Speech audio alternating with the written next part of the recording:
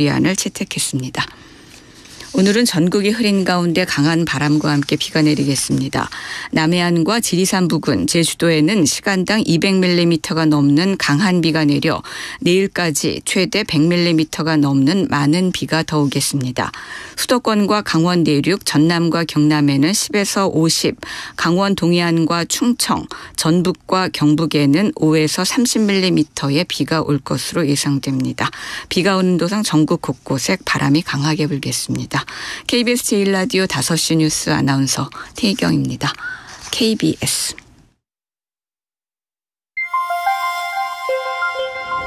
대한민국 중심 채널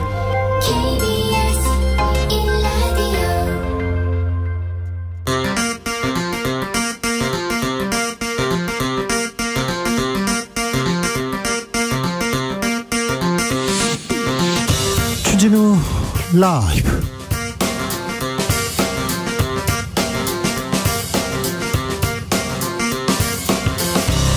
(2023년 4월 5일) 수요일입니다. 안녕하십니까, 주진우입니다. 윤석열 대통령의 양곡관리법 거부권 행사 이후 민주당은 재의결 카드를 뽑았습니다.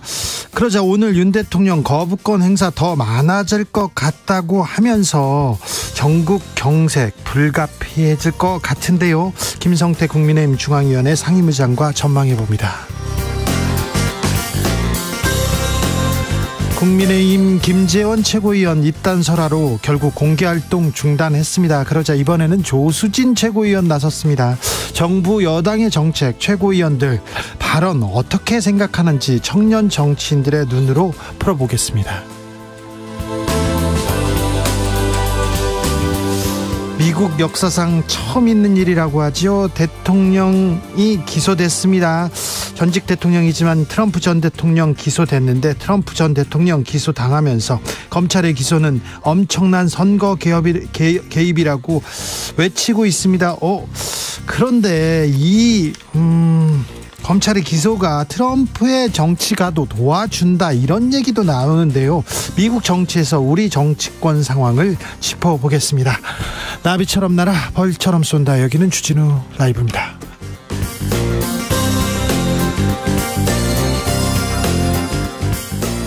오늘도 자중차에 겸손하고 진정성 있게 여러분과 함께 하겠습니다. 전국에 단비가 내리고 있습니다. 오늘 식목일인데요. 이제 식목일이 나무 심는 날 그렇게 생각하는 것보다는 자연, 나무에 대해서 생각해보는 날, 그렇게 생각하는 분들 많습니다. 여러분께서 애정하는 나무 있습니까? 애정하는 꽃 있습니까? 반려식물이 있다죠. 저는 난초가 너무 예뻐요. 그리고 하루에 한 번씩 물 주면서 얘기하는데요, 대답합니다. 이런 얘기도 들은 적이 있는데요. 내가 아끼는, 내가 애정하는 식물에 대해서 좀 얘기해 보겠습니다. 샵 9730, 짧은 문자 50원, 긴 문자는 100원이고요. 콩으로 보내시면 무료입니다. 청취율 조사 기간입니다. 02로 시작되는 전화 오면 주진우 라이브 외쳐주셔야 합니다. 네, 올 하반기 어찌 될지 잘 모르겠으나 언론 지형이 굉장히 요동칠 가능성이 있습니다. 한상혁 방통위원장 이후에 언론 지형 굉장히 이렇게 바뀔 가능성이 있는데, 주진우 라이브가 첫 손가락에 꼽힌다는 얘기가 막 들어가지고요. 네, 그러고 있다고요. 청취율 조사 기간에 준비한 건 아니고요. 네, 5만 원 상당의 치킨 교환권 드립니다. 그럼 주진우 라이브 시작하겠습니다.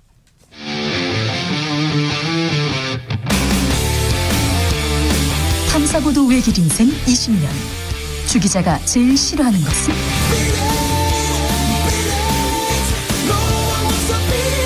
이 세상에서 비리와 부리가 사라지는 그날까지, 오늘도 흔들림 없이 주진우 라이브와 함께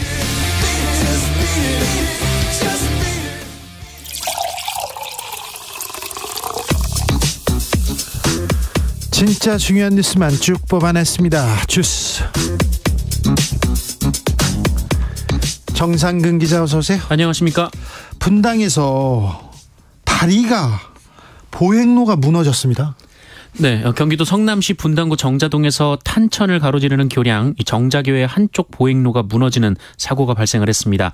당시 이 교량을 2명이 걷고 있었는데요. 네. 30대 후반의 여성은 심정지 상태로 병원에 이송됐지만 숨졌고요. 30대 남성은 허리를 다쳐서 병원에서 치료를 받았습니다.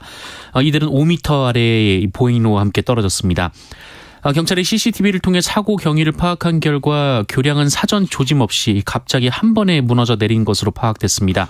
무너져 내린 보행로는 전체 108m 구간 중 50여 미터였고요. 차로는 붕괴되지 않았습니다.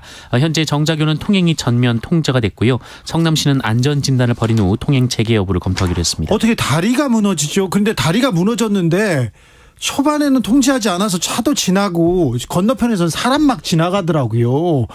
어떻게 다리가 무너지고 사람이 죽고 그렇습니까? 비가 와, 이 정도 봄비에 다리가 무너진다고요? 지금 대한민국이 어느 정도 수준인데 아직 다리가 무너집니다. 깜짝 놀라셨죠? 비가 내려서 산불 걱정은 없는데요. 산불 걱정은 없는데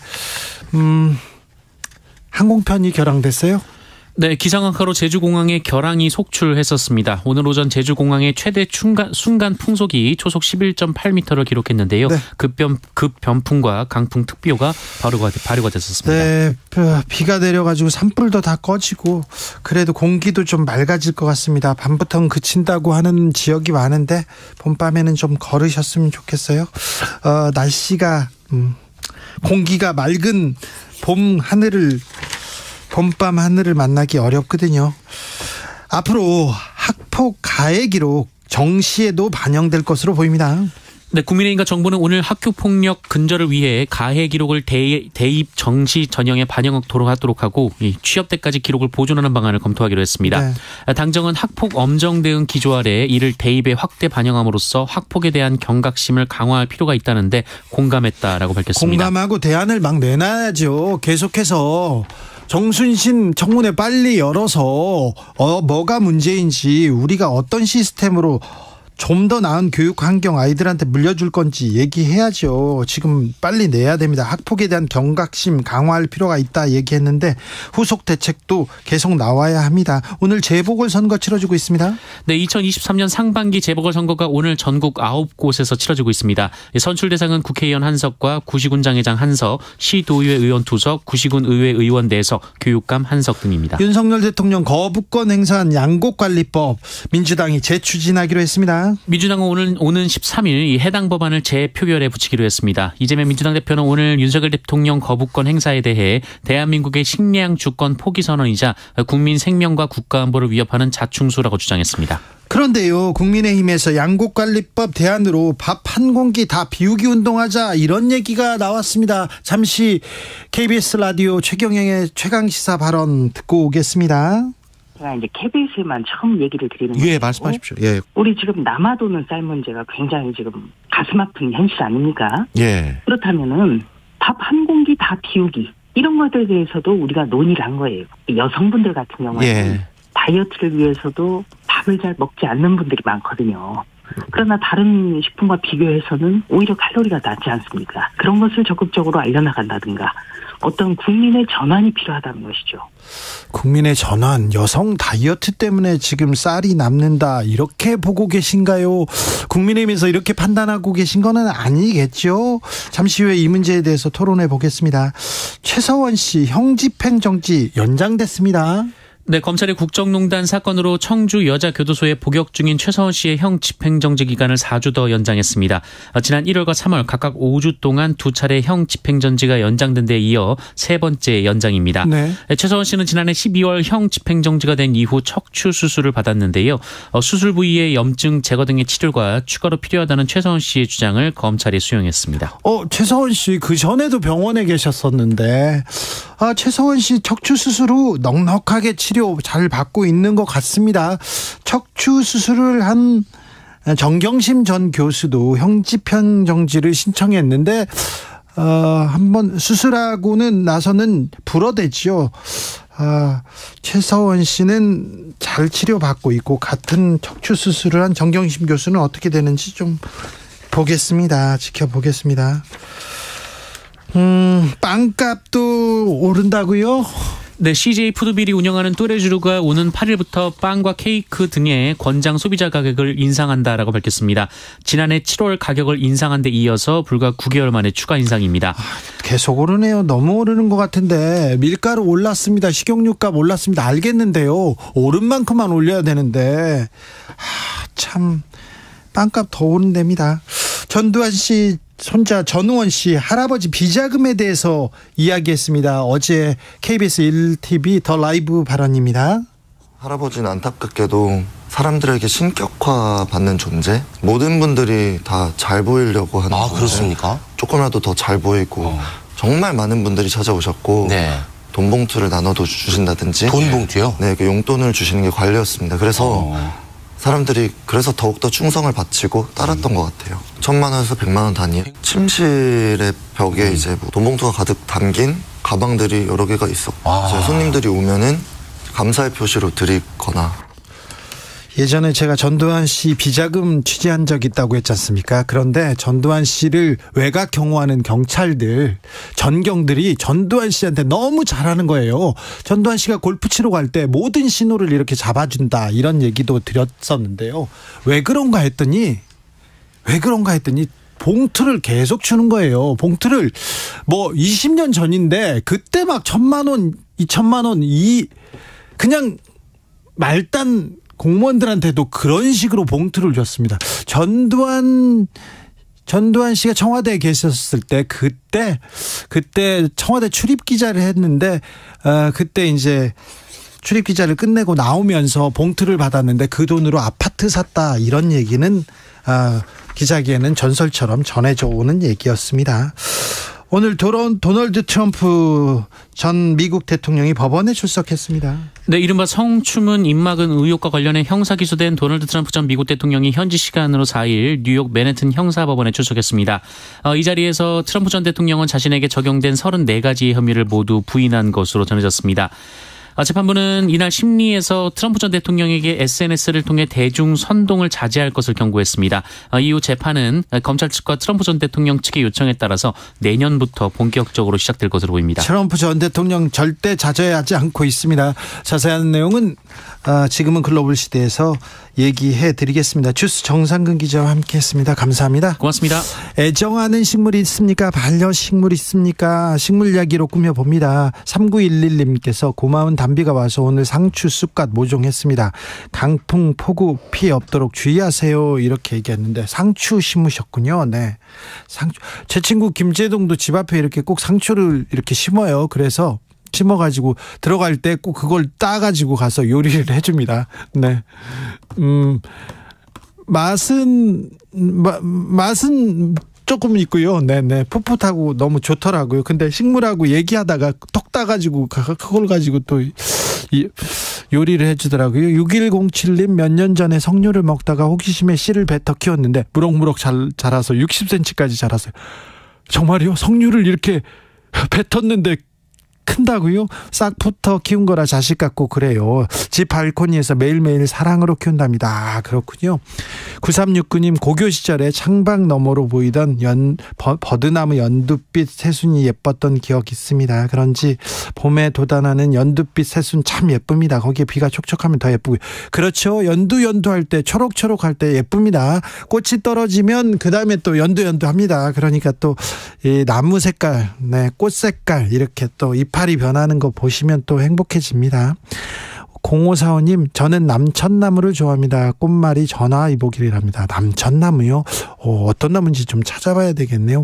0441 님께서 저는 수선화를 좋아해서 집 베란다에 예쁜 화분 심었습니다. 지금 예쁘게 주진우 라이브 듣는 시간처럼 마음까지 예쁘게 만듭니다. 그래요? 네. 3374님 오늘 회사로 전화가 왔습니다. 청취율 조사 전화가 너무 해보고 싶었는데 즐거운 경험이었습니다.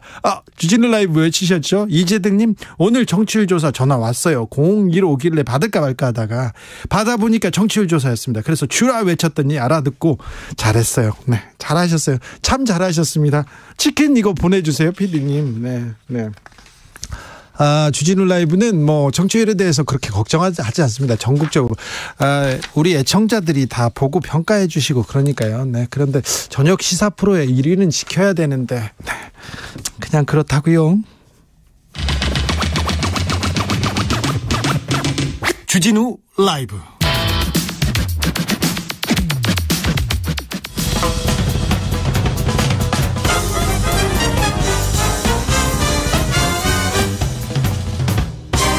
훅 인터뷰. 모두를 위한, 모두를 향한, 모두의 궁금증 훅 인터뷰. 윤석열 대통령 양곡관리법 거부권 행사했습니다. 이 문제 정쟁으로 흐르면서 정작 논의의 주체가 돼야 될 농민, 농업에 대한 얘기는 없다, 이런 비판 나오는데요.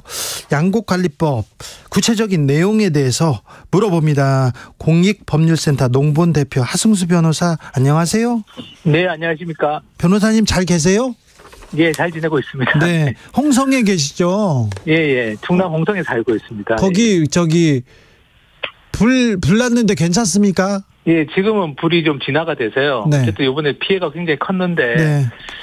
피해 수습하는 것도 좀 상당히 좀 어려움이 많을 것 같습니다. 아이고. 워낙 피해가 커가지고. 네, 예. 좀 피해 빨리 복구돼야 될 텐데. 홍성에는 정봉주 전 의원이 홍성 교도소에 있어가지고 제가 자주 네, 갔던 기억이 알고 있습니다. 있습니다. 예. 자, 양곡관리법 윤석열 대통령이 거부권 행사했습니다. 그런데 네. 양곡관리법 개정안 핵심 내용은 뭐였습니까? 핵심 내용은 이제 크게 보면 두 가지인데요. 일단은 이제 쌀이 많이 초과 생산이 되거나 이제 최종적으로 국회 본회의를 통과한 거는 이제 3에서 5% 정도 초과 생산이 되거나 아니면 쌀값이 5에서 8% 정도 떨어지거나 했을 때 그때 이제 정부가 시장 격리라고 해서 이제 이 초과 생산되거나 이제 과잉 이제 시장에서 유통되는 쌀을 좀 매입하는 의무적으로 매입한다라는 그런 내용 하나가 있고 그다음에 네. 이제 쌀이 지금 많이 이제 쌀값이 좀 떨어지고 이러다 보니까 쌀 재배하는 농가들이 다른 작물을 재배하는 것을 좀 지원해주자. 네. 뭐 그런 내용이 담겨 있는 것이었습니다. 다른 작물을 지원해주자, 여기에 대해서는 반대하는 사람이 거의 없을 것 같은데 정부가 네. 정부가 쌀값 떨어졌을 때 매입해주면 예산은 어느 정도 들어갑니까?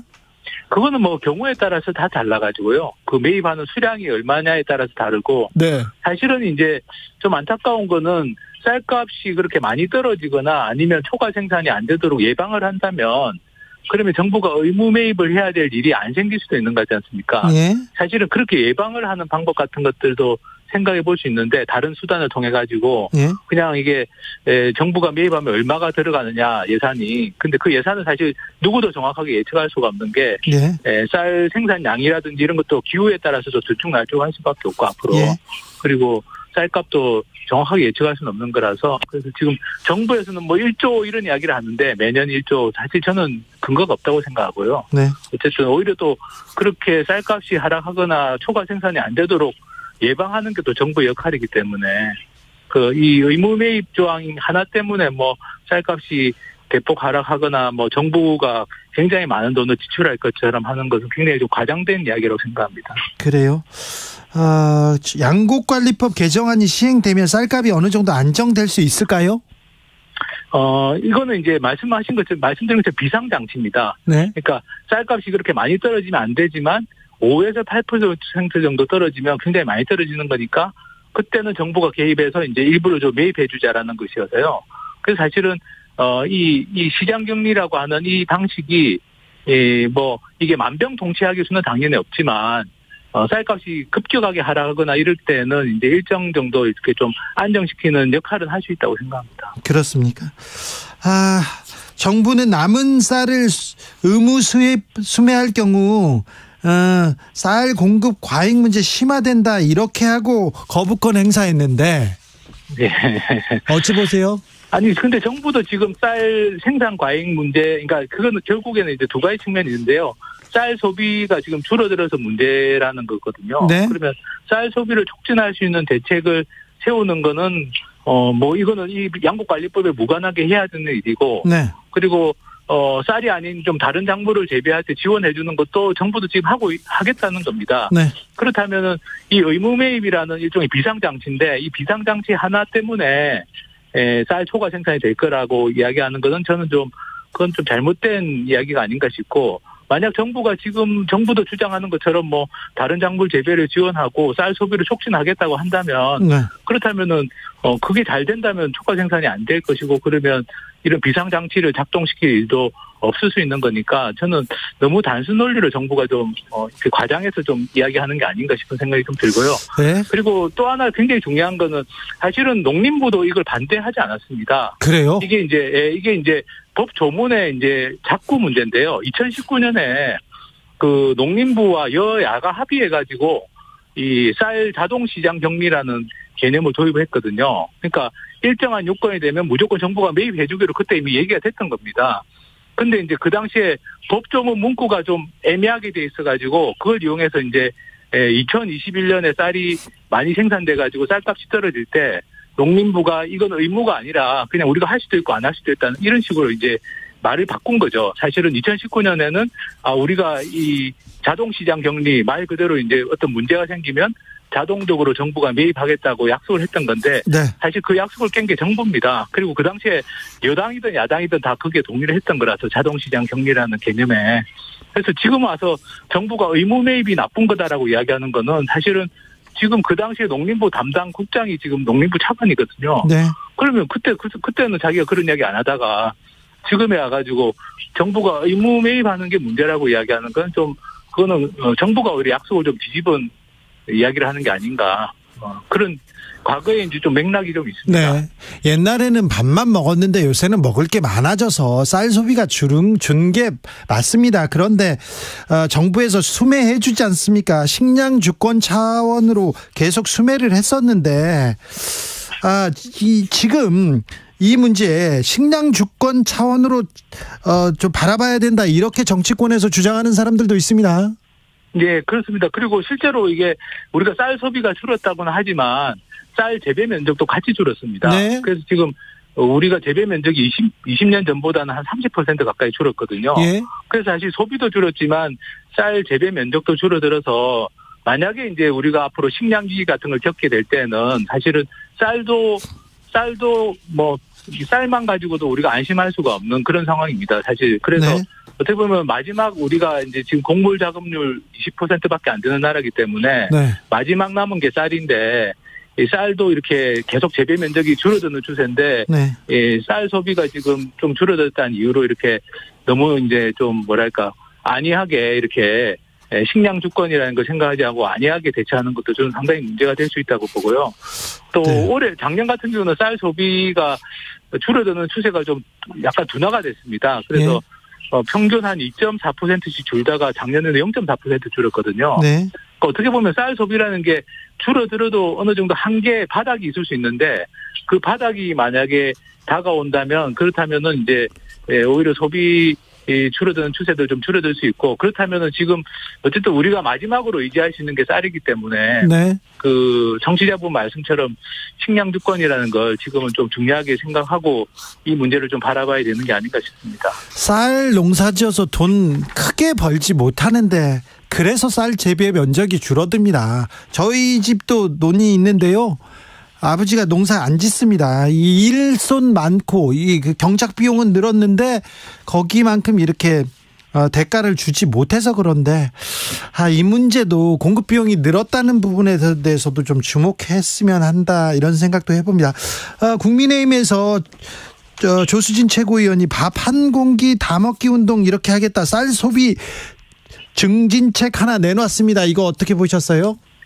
네, 저는 좀 너무 어이가 없었습니다. 왜냐하면 국회의원은 법을 만들고 정책을 다루는 역할인데 국회의원이 지금처럼 이렇게 사실 농민들이 지금 좀 전에 말씀하신 것처럼 작년에 쌀 재배 농가가 순이익이 37% 줄었습니다. 생산비가 올라가고. 예, 생산비가 많이 올라갔어요. 비료값도 올라가고 농약값들 다 올라갔죠. 예, 생산비는 올라갔고 쌀값은 떨어졌기 때문에 소득이 어떻게 보면 37%가 줄었는데 그런데 이런 상황에서 대통령이 그냥 거부권을 행사한다는 건 사실은 그냥 완전히 네거티브한 액션 아닙니까? 이게 뭐 어떤 대안을 제시하는 것도 아니고 그냥 나는 이제 이 양곡관리법 개정안이 싫어해서 거부권 행사해서 그러면 대안이 뭐냐 이렇게 지금 논의가 돼야 될 상황에서 뭐 밥 한 공기 다 먹기 이런 이야기를 국회의원이 했다는 건 저는 정말 좀 국회의원으로서 자질이 좀 의심스러운 게 아닌가 하는 생각을 했습니다. 지금 양곡관리법 얘기 나왔는데요. 거부권 얘기도 나왔는데 우리가 식량 주권 확보하고 있나, 식량 자급하고 있나, 이런 공론화, 이런 대책이 나와야 되는 거 아닙니까? 그래서 저도 이제 어쨌든 거부권을 행사했기 때문에 지금 필요한 거는 그렇다면은 대안이 필요합니다. 지금 곡물 작업률이 계속 떨어져서 이제 20% 밑으로 떨어질 지경이고 네. 식량 작업률도 45% 밑으로 떨어진 상황인데 이번에 작년에 뭐 우크라이나 전쟁 때도 보셨지만 국제 이 식량 수급 사정이 굉장히 불안해지고 있습니다. 비싸다고 식량은 안 사 먹을 수가 없어요. 네, 그렇습니다. 그리고 식량 공급이 우리는 어쨌든 3년이 바다기 때문에 바다를 통해서 수입을 해야 되는 상황이라서 어떤 국제적인 식량 유통이나 수급에 문제가 생기면 굉장히 우리는 어려움을 겪을 수 있는데요. 네. 그렇다면은 사실은 말씀하신 것처럼 이 양곡관리법 가지고 그냥 단순히 개정하냐 거부권 행사하냐 이게 문제가 아니라 이제 식량 작업을 어떻게 우리가 좀 작업률을 올릴 것인지 또 식량 주권 어떻게 지킬 것인지 이런 논의를 좀 해야 될 상황이 아닌가 싶습니다. 말씀 잘 들었습니다. 네, 감사합니다. 네, 지방자치 그리고 정치 전문가였는데 농업 전문가가 됐습니다. 공익법률센터 농본 대표 하승수 변호사였습니다. 교통정보센터 다녀오겠습니다. 임초희 씨. 네, 이 시각 교통정보입니다. 오늘 비 때문에 교통량 자체는 평소 퇴근길보다는 적은데 빗길이라서 속도 내기가 답답합니다. 서해안고속도로 서울 방향은 비봉부터 팔곡 쪽으로 정체입니다. 팔곡터널 3차로에선 사고 처리 중이고요. 이후에는 일찍부터 금천까지 더딘 흐름입니다. 영동고속도로 인천 방향은 동수원에서 부곡, 군포부터 반월터널, 그리고 월곶에서 영동선 시점까지 제속도 못 내고요. 경부고속도로 서울 방향은 수원과 판교에서 각각 밀리고 있습니다. 이후에는 양재에서 반포 쪽으로 막히는데요. 이 사이에 잠원나들목 4차로에 고장난 차가 있으니까 주의해서 지나시고요. 서부간선 지하도로 일찍 방향으로는 지하차도 안에서 사고 있었습니다. 아직 사고 여파로 정체 극심해서 입구부터 지하도로 모두 지나는데 1시간 정도 생각하셔야겠습니다. 같은 방향 서부간선도로나 안양천로 이용하시는 게 좋겠고요. 북부간선도로 구리 방향은 종암에서 월릉, 목동에서 신내까지 정체고요. 구리시계 3차로에서는 사고 발생했습니다. 차로 변경 잘하시기 바랍니다. KBS 교통정보센터에서 임초희였습니다.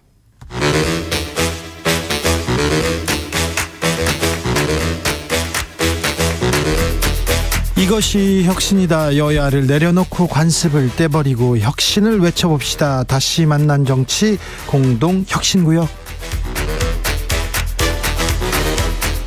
수요일 주진우 라이브는 정쟁 비무장지대로 변신합니다. 김용태 국민의힘 전 최고위원 오셨습니다. 네, 안녕하세요. 김용태입니다. 류호정 정의당 원내대변인.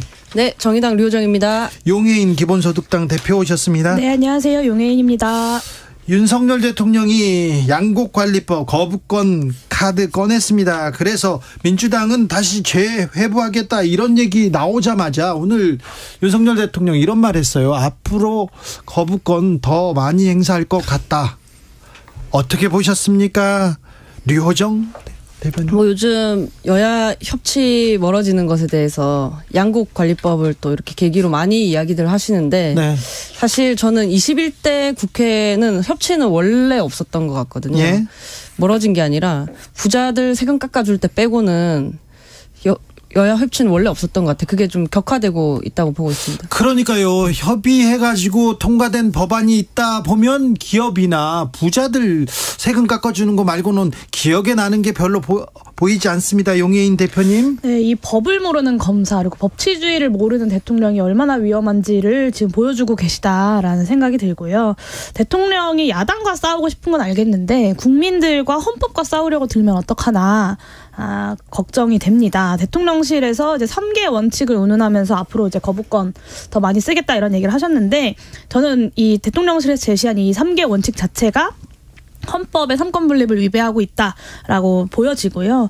이 합의철이 없으면 거부권을 쓰겠다라는 말은 사실상 야당이 통과시키는 법은 하지 않겠다라는 선언이라고 생각합니다. 이 대의민주주의의 원칙 자체를 부정하는 것이고 적절한 국회법 절차 따라서 과반의 의원이 투표해서 통과되는 법조차 여당이 동의하지 않으면 대통령이 동의하지 않으면 무시하겠다라는 천명을 한 것이고요. 국회의 입법권을 명확히 침해하는 것이다 라고 판단합니다. 같은 원칙 적용하면 사실 앞으로 정부 여당의 입법을 도와줄 야당이 있을까? 저는 그것도 정부 여당에서 고려해 보셔야 될 문제라고 생각합니다. 김영태 전 최고. 저는 이번 양곡관리법에 대한 대통령 거부권을 두고 야당이 여당과 대통령을 향해서 협치를 잘 못한다라고 여당 탓을 돌리는 거에 대해서 저는 이해할 수 없습니다. 그러니까 무슨 말이냐면 양곡관리법에 대해서 여야가 충분히 국회에서 토론과 설득을 거쳤어야 되는데 지금 민주당이 계속해서 집회부라는 절차를 통해 가지고 여당 혹은 대통령의 거부권을 쓸 수 있도록 빌미를 계속 제공하는 것 아니겠습니까?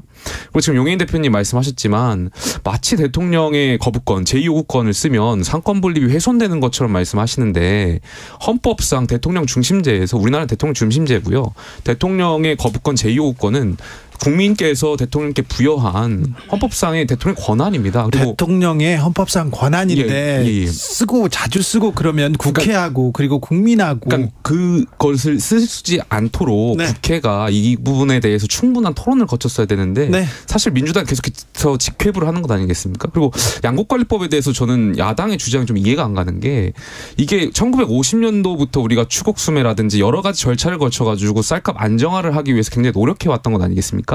근데 이 양곡관리법의 핵심은 사실 자동시장 격리에 대한 이것이 이제 의무화로 할 것이냐 재량으로 할 것이냐에 대한 어떤 그런 차이가 존재하는 거거든요. 근데 이미 지금 의무화하기 전에 정부의 권한으로 재량권이 있습니다. 근데 이것을 두고 이것도 문재인 정부에서 이미 다 그 농가의 어떤 이런 쌀값의 불안정에 대한 어떤 위험을 농가가 일부를 떠안을 수 있게 하는 것은 사실 문재인 정부에서 결정한 사항이잖아요. 그러니까 이것에 대해서 어떤 농가의 소득을 계속해서 성장시키기 위해서 윤석열 정부에서 노력해왔던 부분인데 이제 와서 야당이 여기에 대해서 마치 윤석열 정부가 식량 주권을 훼손한다는 식의 그런 논리를 펼치는 것은 저는 이해할 수 없습니다.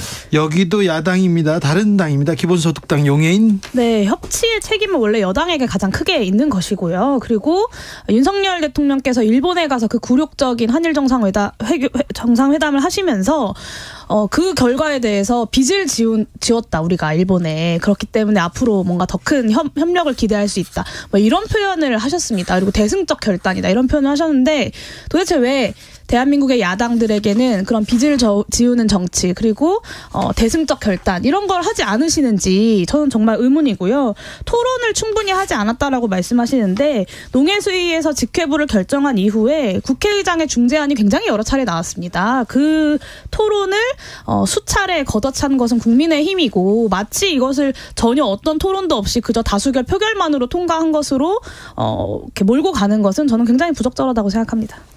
사실 지금 이 양곡관리법 관련해서 농민들의 상황에 문제가 뭔가 있다라는 거는 찬성 측이든 반대 측이든 공히 인지를 하고 있거든요. 네. 그러면서 동시에 찬성하는 측조차도 이것이 장기적인 대안이 되기는 어렵다라는 것을 알고 있고 그럼에도 불구하고 지금 농민들의 상황에서 이런 대중요법이라도 필요하다라는 것이었고요. 네. 그런데 이 지금 현 상황은 지금 정지 상태로 뭐랄까 이게 쌀 한 톨에 그 합의점도 없는 상태로 지금 결국엔 멈춰 섰거든요. 그럼 농민들 입장에서는 도대체 어쩌라는 건가 싶을 거예요. 장기적인 대책도 물론 필요한데 네. 가장 큰 문제는 국회가 지금 이 통과시킨 법안을 대통령이 이렇게 거부권을 행사하면 법이 만들어지지 않고 또 반대로 대통령이 필요하다고 판단한 법도 국회 다수인 이 야당 도움 없이는 만들 수 없는데 네. 정말 말 그대로 국회 시계가 멈춰서 있는 것 같아서 그렇죠. 우려스럽습니다. 앞으로 줄줄이 특검법도 뭐 거부권 행사할 것 같고요. 다른 것도 그럴 것 같습니다. 그렇죠. 줄줄이 지금 표류되는 법안이 많이 지금 줄을 서 있어요. 네, 이 여야의 입장차가 있는 여러 가지 법안들이 있죠. 이 여야의 입장차가 있는 쟁점 법안들은 그 자체로 어떤 국민들의 여론들을 담고 있는 것이라고 생각합니다. 근데 그런 사안들마다 단 하나도 양보할 수 없고 여당 대표를 마치 윤석열 대통령이 고르셨던 것처럼 대통령 입맛에 단 건 삼키고 쓴 건 뱉는다. 이런 식으로 이제 접근을 하고 대통령 거부권을 남용한다면 저는 그에 대한 국민들의 평가가 반드시 따라올 수밖에 없을 것이라고 생각합니다. 사실 저는 굉장히 좀 안타까운 게 그 ABM이라는 말이 있대요. Anything but 문재인이라고. 윤석열 정부 1년 출범하고 1년 동안 계속해서 다 문재인 정부 비판하는 거. 문재인 정부 반대로만. 이런 정책 기조로 국정 운영 기조로 지금까지 운영을 해왔고 이 야당과의 협치도 뭐 절대 불가능하다라는 방식으로 마치 어떤 국정 운영과 국회와의 어떤 협력 관계가 게임하는 경쟁 관계처럼 여기고 있는 것은 아닌가 굉장히 좀 우려스럽고요. 굉장히 한 번은 뭐 소신 있어 보일지 모르겠지만 두 번, 3번도 두 번, 세 번 하는 것도 계속 그럴지 아니면 독불장군 이미지만 강화될지 이에 대해서는 국민들의 판단을 받으셔야 된다고 생각합니다.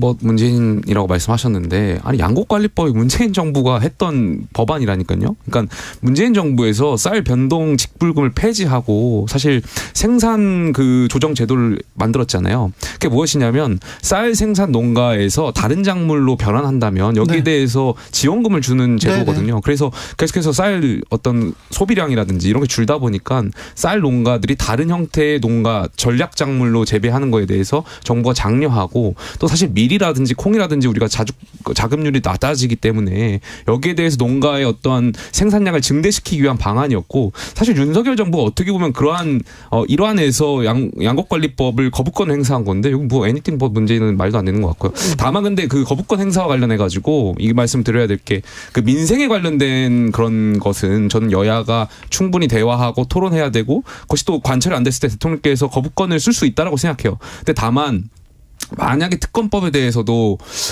거부권을 행사할 것이냐라는 질문들이 있는데 그건 뭐 가정에 대한 답변이어서 좀 그렇습니다만 특검법은 좀 민생하고는 좀 다른 법안이잖아요. 여기에 대해서는 거부권 행사에 대한 그 기준이나 정부에서 대통령실에 말씀한 기준에는 부합하지 않는 것 같아가지고 특검법은 좀 논외로 봐야 될 것 같습니다. 국민의힘에서 민생을 책임지고 있는 민생 119 위원장입니다. 조수진 최고위원이 양곡관리법 대안을 하나 냈어요. 밥 한 공기 다 비우기 이렇게 했는데 밥 한 공기 다 먹어요, 류호정 의원? 안 먹는데요. 네, 저도 반 공기 먹어요. 그런데 지금 이 정책에 대해서 지금 전 국민들이 지금 토론 배틀이 시작됐습니다. 이상진님께서는 왜요? 밥 두 공기 먹기 운동하면 효과 배가 될 텐데요. 얘기하시고요. 김숙자님 밥 한 수저 더 먹자는 말 웃겨요. 이런 얘기도 합니다. 김용태 최고. 민생의 그 분노를 좀 잘 들으라고 민생 119를 설치했는데 조수진 위원장께서 지금 민생 119에 불을 지르신 것 같아가지고 제가 굉장히 당황스럽거든요. 그러니까 오늘 계속 비아냥이 나오잖아요. 뭐 차라리 죽을 금지하라. 왜냐하면 쌀을 물에 불리면은 배가 부르니까 아예 죽 판매를 금지하라는 비아냥도 있고요. 그렇죠. 두 공기 먹어라.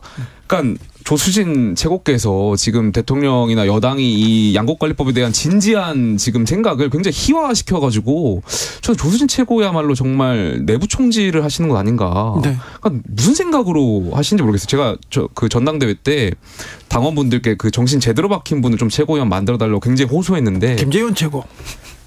왜 조수진 최고 말씀을 하셨는지 이제 뭐.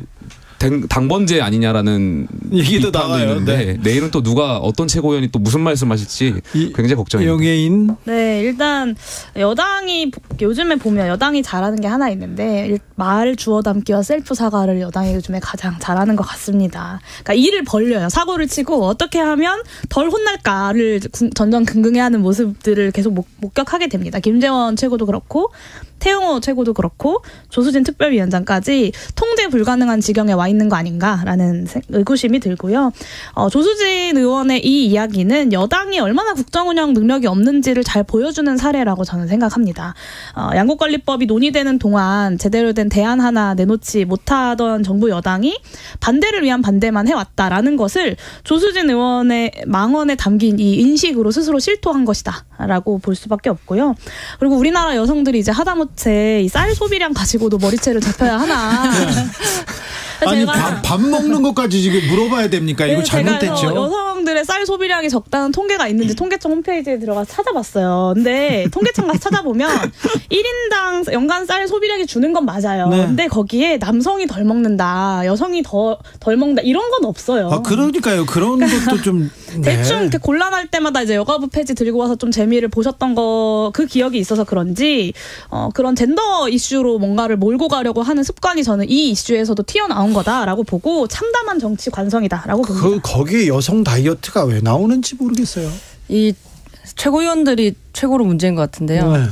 조수진 의원님이 그 해명이라고 내놓으셨는데 이분들 해명하실 때 보면 어떤 좀 정해진 룰이 있는 것 같아요. 요약하면 이렇거든요. 크게 3가지 구조로 이루어집니다.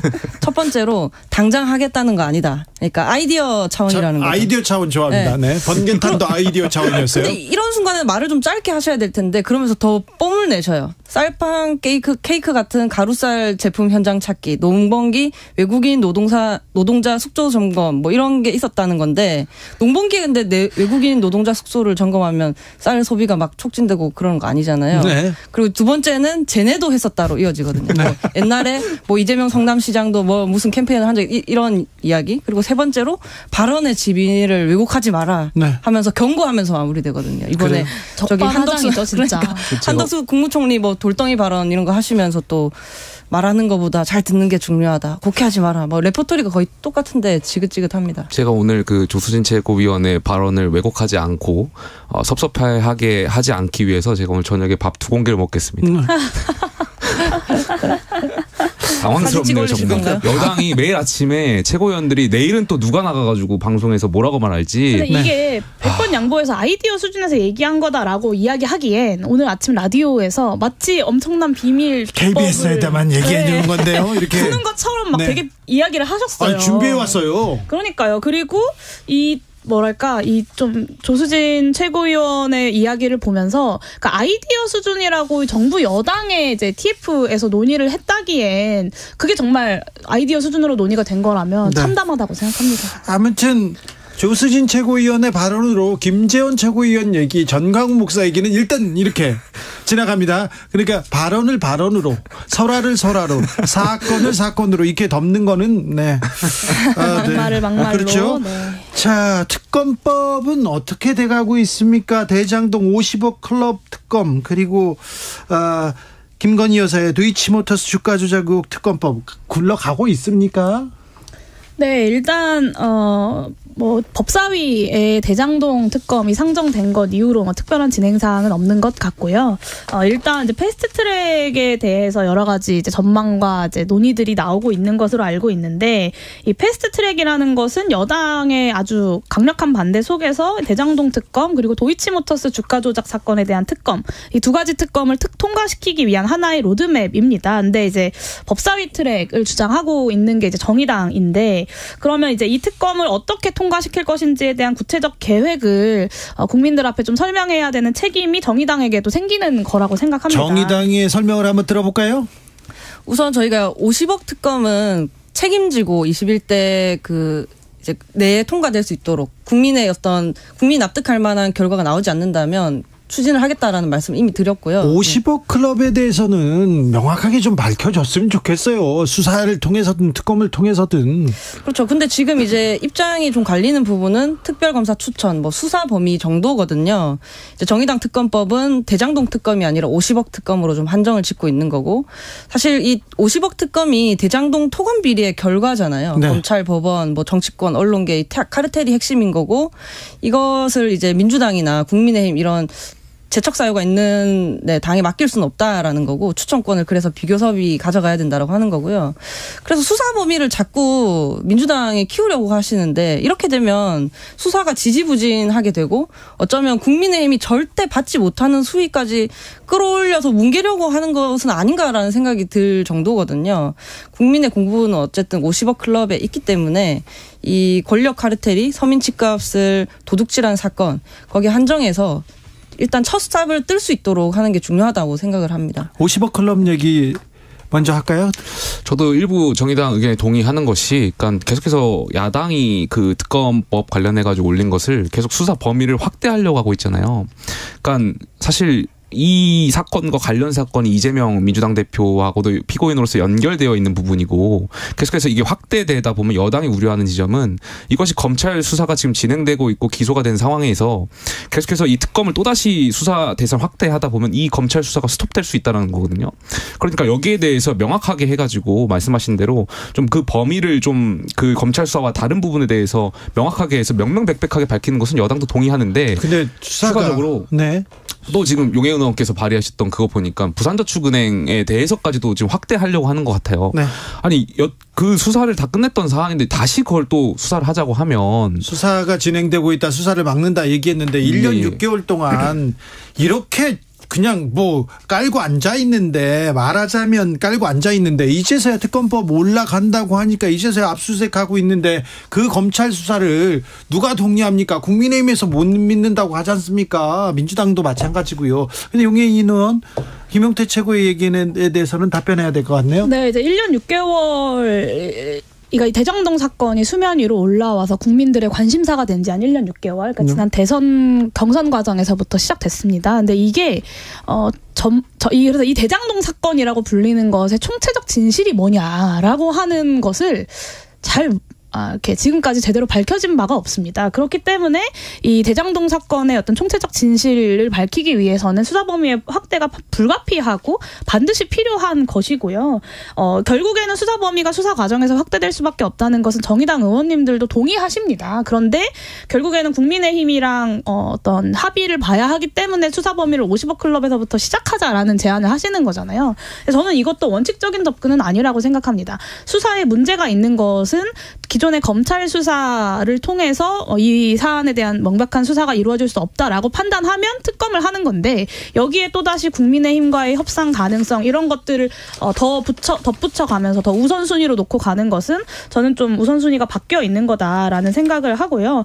이렇게 명분을 공유하는 것처럼 이 특검에 대한 논의들을 명분을 주고받으면서 특검에 대한 논의들을 하면 안 된다고 저는 생각합니다. 그래서 두산 김건희 여사에 대한 도이치모터스 주가 조작 사건에 대한 특검법까지 포함해서 철저히 진상규명을 하고 사법 처리가 필요하다면 사법 처리까지 하는 것, 이것이 저는 원칙이라고 생각하고, 그렇기 때문에 쌍특검, 쌍패트가 하나의 세트이고 야3당이 공조를 회복해야 된다라는 말씀을 계속해서 드리고 있는 겁니다. 류호정.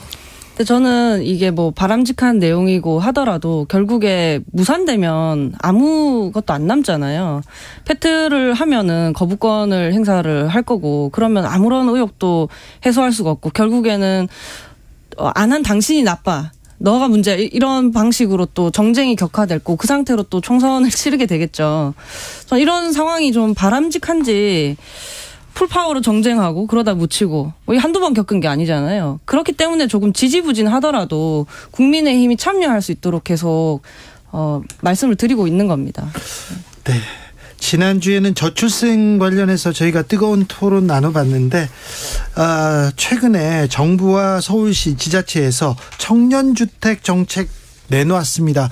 어떻게 보십니까, 청년 정치인들은? 류호정?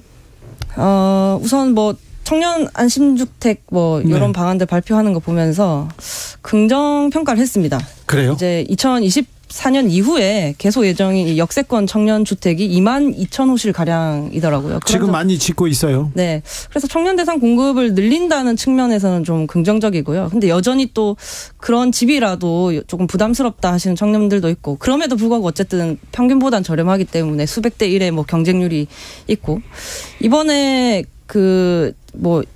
청년 안심주택 추진 방안도 민간 임대료 75% 수준이라고 하더라고요. 네. 그래도 여전히 월에 몇십만 원씩 나가는 건 같거든요. 최소한 이렇게 청년을 위한 주거 공간에서 사는 동안만큼은 주거 비용 걱정 없이 좀 목돈을 모을 수 있을 정도로 저렴하게 준비를 하면 더 좋겠다 생각했습니다. 김용태 최고. 그러니까 이러한 정책들, 청년의 안심주택이라든지 좀 젊은 층들이 내 집 마련 혹은 임대주택을 할 수 있는 데 있어서 정부가 역할하는 것에 있어서는 저 여야를 떠나서 좀 긍정적이라고 봐요. 그리고 지금 서울시에서 했던 그런 정책들이 사실 많은 좋은 긍정적인 효과를 불러왔어서 다시 추가로 지금 하고 있는 것이고, 또 윤석열 정권에서도 그 원가주택을 하려고 하고 있잖아요. 그래서 그런 부분에 있어서 좀 잘 연계해가지고 젊은 층들이 내 집 마련이라든지 혹은 임대주택에 조금이나마 좀 이렇게 많은 역할을 해줬으면 좋겠습니다. 용혜인 대표? 네, 일단 저렴한 임대주택을 늘리겠다라고 하는 것 자체는 저는 굉장히 긍정적이라고 생각합니다. 그런데 이제 6.05평에서 6.95평으로 이제 최소 주거 면적이라는 것을 확대하는 게 과연 이제 품질 상승이라고 볼 수 있는 정도냐, 이 최소 주거 면적에 대해서는 이제 정부 차원의 대대적인 논의가 필요하다는 주장을 제가 몇 년 전부터 계속해서 하고 있고요. 그리고 결국에는 부동산 가격을 잡아야 이 문제가 해결되는 거라고 저는 생각합니다. 근데 계속해서 윤석열 정부가 규제 해제 일변도의 부동산 정책을 쓰고 있는 것이 좀 굉장히 우려스럽고요. 윤석열 정부가 뭐 출범한 작년 5월에 이제 아파트 가격 서울 아파트 가격 평균 매매 가격이 12.8억이었는데 이제 12월까지 1%인 1,000만 원 정도 떨어졌거든요. 근데 2017년 5월에 비교하면 아직도 2배 이상 비싸기 때문에 사실 아직 갈 길이 멀다라는 말씀을 좀 드리고 싶고, 출생률 관련돼서 이제 이런 정책들에 대한 논의가 많이 나오는데 실제로 전국의 광역지자체별로 출산율과 아파트 가격을 비교한 자료가 있어요. 근데 많이 제가 좀 놀랐던 게 아파트 가격이 가장 낮은 전남이 출산율은 1.145로 가장 높고요. 그래요? 네, 가장 높은 서울이 출산율 0.642로 가장 낮습니다. 그러니까 완전 반비례에 가까운 그래프를 보이고 있는 거죠. 그래서 결국에는 이 저출생 문제에 대한 해법으로 이 부동산 문제를 이제 좀 제시하고 싶다면 부동산 가격 자체를 잡기 위한 여러 가지 대책들도 함께 추진되어야 된다라는 점을 말씀드리고 그게 근본적인 해결책이 될 수도 있겠네요. 젊은 사람들 집값 걱정 많이 하는구나, 주거비 걱정 많이 하는구나, 이거 새겨 들어야 되겠습니다. 이태원 참사가 발생한 지 5개월 지났습니다. 어제 행안부 장관 탄핵소추안 첫 재판이 있었고요. 유가족들은 12구 진실버스를 타고 전국을 순회하기 시작했습니다. 이태원 참사 관련해서는 좀 정치권에서 관심을 잃은 것 같아요. 그죠? 이제 이태원 참사 관련 특별법 발의를 이제 야3당에서는 좀 준비를 하고 있고요. 이제 유가족분들이 여당에 김기현 대표 당선되고 나서도 면담 요청이나 이런 걸 하셨는데 아직까지 좀 답이 없는 걸로 알고 있습니다. 그래서 여당에서도 좀 책임 있게 유가족분들과의 대화에 나서 주시기를 좀 이 자리를 빌어서 요청드리고 싶고요. 잠시 후 오늘이 이제 이태원 참사 발생 159일이 되는 날입니다. 이태원 참사 희생자 159명을 추모하면서 잠시 후에 서울광장에서 이제 추모 대회가 있을 예정인데요. 저는 좀 야3당이 이제 당리당략을 내려두고 이 사안만큼은 단호하게 이제 정부 여당의 어떤 반발에 맞서서 이 특별법을 통과시키기 위해서 노력하면 좋겠습니다. 진실을 규명하기 위해서 다시는 이런 일이 없도록 노력해야죠, 정치권이. 아주 짧게 말씀드릴 시간이 다 된 거죠. 오늘 이제 이태원 특별법 관련 이제 실무회의들이 좀 진행이 됐고요. 용인 의원님도 이제 참여를 하셨죠. 네. 그래서 지금 특별법이 최종안이 어느 정도 성안이 되었고 곧 국민들께 공개를 하게 될 것 같습니다. 알겠습니다. 김용태 최고 인사하세요. 네, 그 이태원 참사 관련해가지고 아직까지도 정부 여당에서 책임지는 고위공무원이 없다는 거에 대해서 저도 여당의 일원으로서 굉장히 안타깝게 생각하고 있습니다. 네, 세 분 감사합니다. 네, 감사합니다. 감사합니다.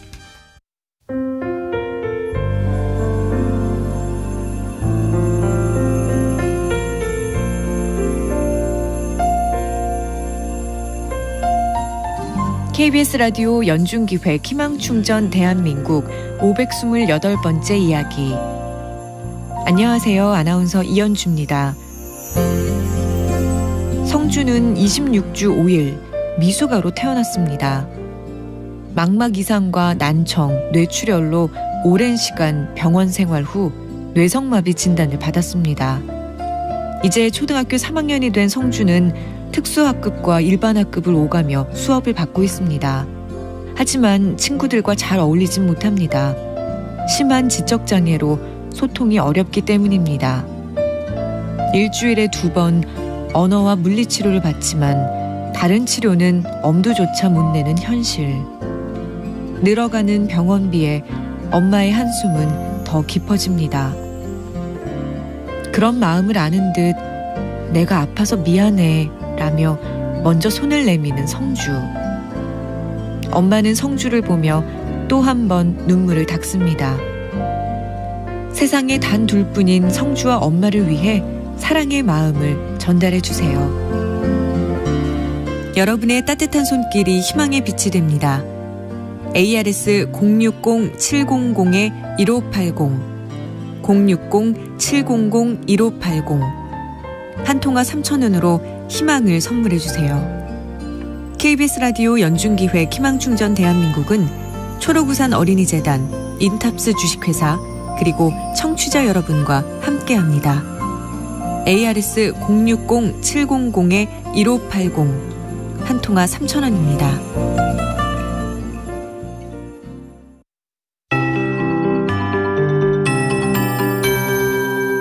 KBS 58분 날씨.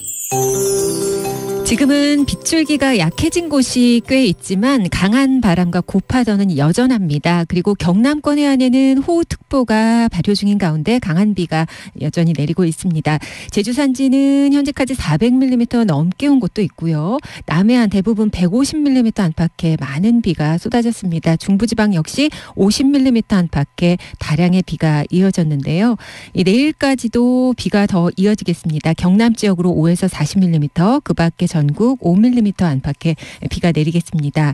남해안과 지리산 부근, 제주에는 매우 많은 비가 내린 상태라 안전사고 발생할 수 있습니다. 각별한 유의가 필요하겠습니다. 계속해서 대부분 지역 내일 오전까지 바람이 매우 강하게 불겠습니다. 특히 남해안과 경상권 동해안 그리고 대부분 산지 쪽에 강풍특보 내려진 가운데 초속 15m 이상의 강풍이 불겠고요. 또 해상에 풍랑특보 내려진 곳이 많습니다. 2에서 5m로 파도가 매우 높겠습니다. 대부분 해상에 안개까지 짙겠습니다. 내일 아침 기온 서울 10도 등 7도에서 12도, 낮 기온 서울 12도까지 내려갑니다. 전국적으로 11도에서 21도 분포를 예상하고 있습니다.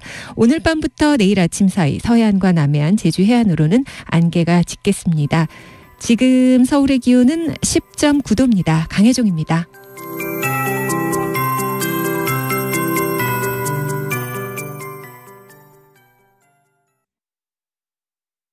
정성을 다하는 국민의 방송 KBS가 6시를 알려드립니다.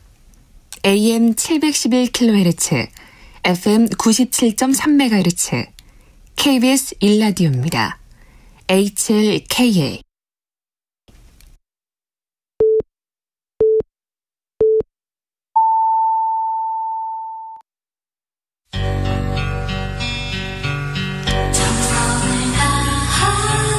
정성을 다하는 국민의 방송 KBS 주진우 라이브. 그냥 그렇다고요. 이 시각 라디오 정보센터 뉴스입니다. 오늘 전국 9개 지역에서 재보궐선거가 진행되고 있습니다. 민주당이 후보를 내지 않은 전북 전주을 국회의원 재선거를 비롯해 공석인 울산시 교육감, 경남 창녕군수 자리를 채울 당선자가 이르면 오늘 밤 결정될 전망입니다. 윤석열 대통령이 최근 산불로 큰 피해를 입은 전국 10개 시군구에 특별 재난지역 선포 추진을 지시했습니다. 양곡법 개정안에 대한 윤석열 대통령의 거부권 행사를 두고 여야가 오늘도 정면 충돌했습니다. 야당은 재투표 추진 방침을 공식화했고 여당은 악법 중의 악법이라며 새로운 대안을 마련하겠다고 했습니다. 국민의힘 민생 119 특위 조수진 위원장이 양곡관리법의 대안으로 밥 한 공기 다 비우기 운동을 제안해 논란을 빚었습니다. 서울 강남에서 40대 여성을 납치하고 살해한 혐의를 받는 일당의 신상이 공개됐습니다. 신상이 공개된 피의자들은 1987년생 남성 이경우, 1987년생 남성 황대한, 1993년생 남성 연지호 등 3명입니다. 지금까지 라디오 정보센터 조진주였습니다.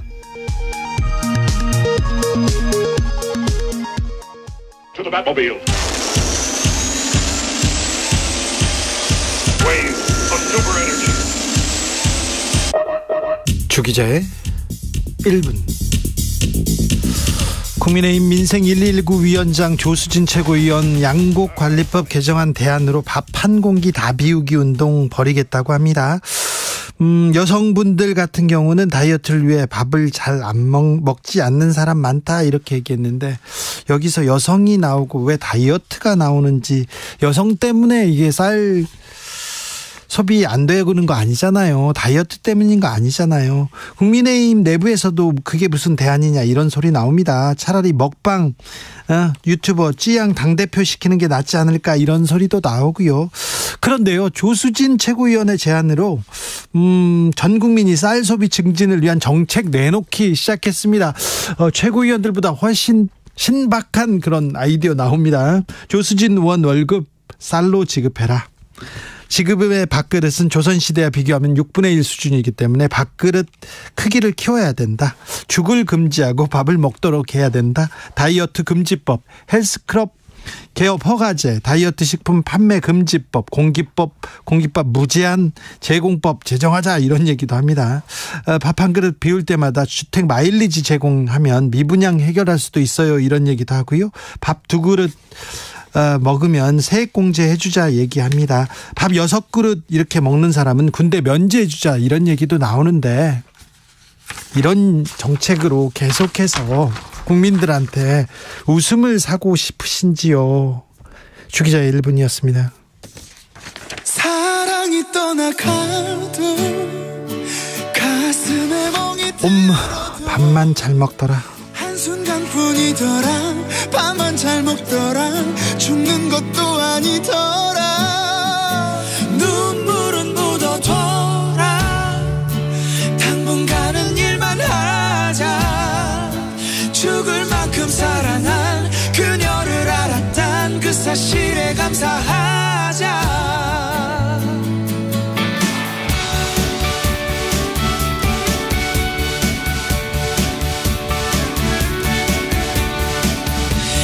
지난 일 말하면 뭐해 돌릴 수 없는데 괜히 아픈 가슴만 다시 들춰내서 뭐해 쓸데없게 태어나서 딱 3번만 울게 허락된다는데 괜히 허튼 일들에 아까운 눈물 남긴 말자.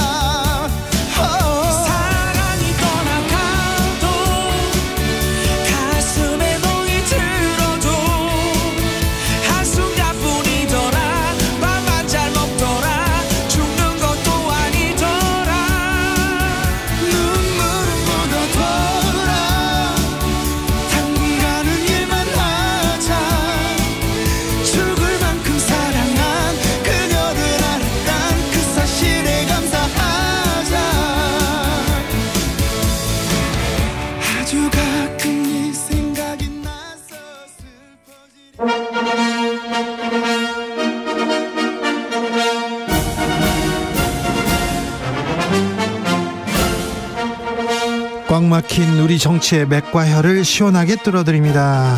정치 일타 강사 김성태가 왔습니다. 정치의 맛.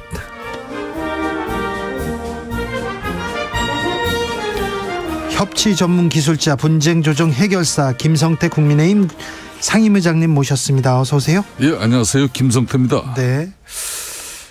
양곡관리법에 대한 대통령의 거부권 행사가 있었습니다. 윤 대통령 거부권 행사 좀 더 많아질 것 같다 이렇게 얘기했는데 네. 정치에서 이렇게 거부권 행사 이거 꼭 좋은 일은 아니잖아요. 사실상 거부권 행사가 될 이 정치적 흔히 말하는 입법이 춤추는 상황은 네. 보통 여소야대 정국이 그렇게 돼요. 예. 다만 이제 우리가 1948년 그때 이제 전 국회 네.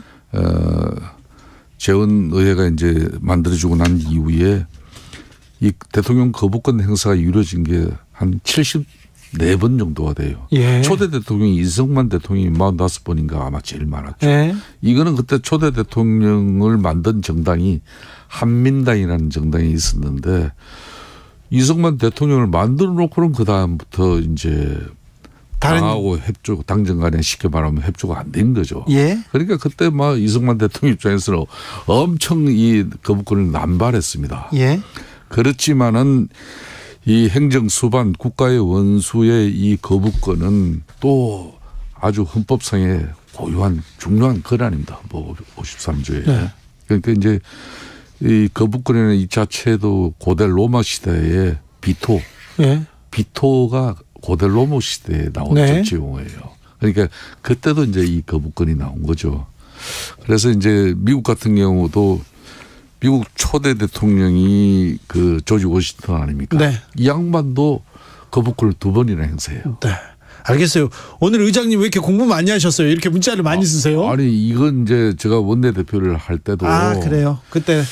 그때도 이제 대표적으로 2016년대도 그때 박근혜 정부 때도 네. 박근혜 대통령이 거부권 한 번 했나요? 2번 했는데 2번이요?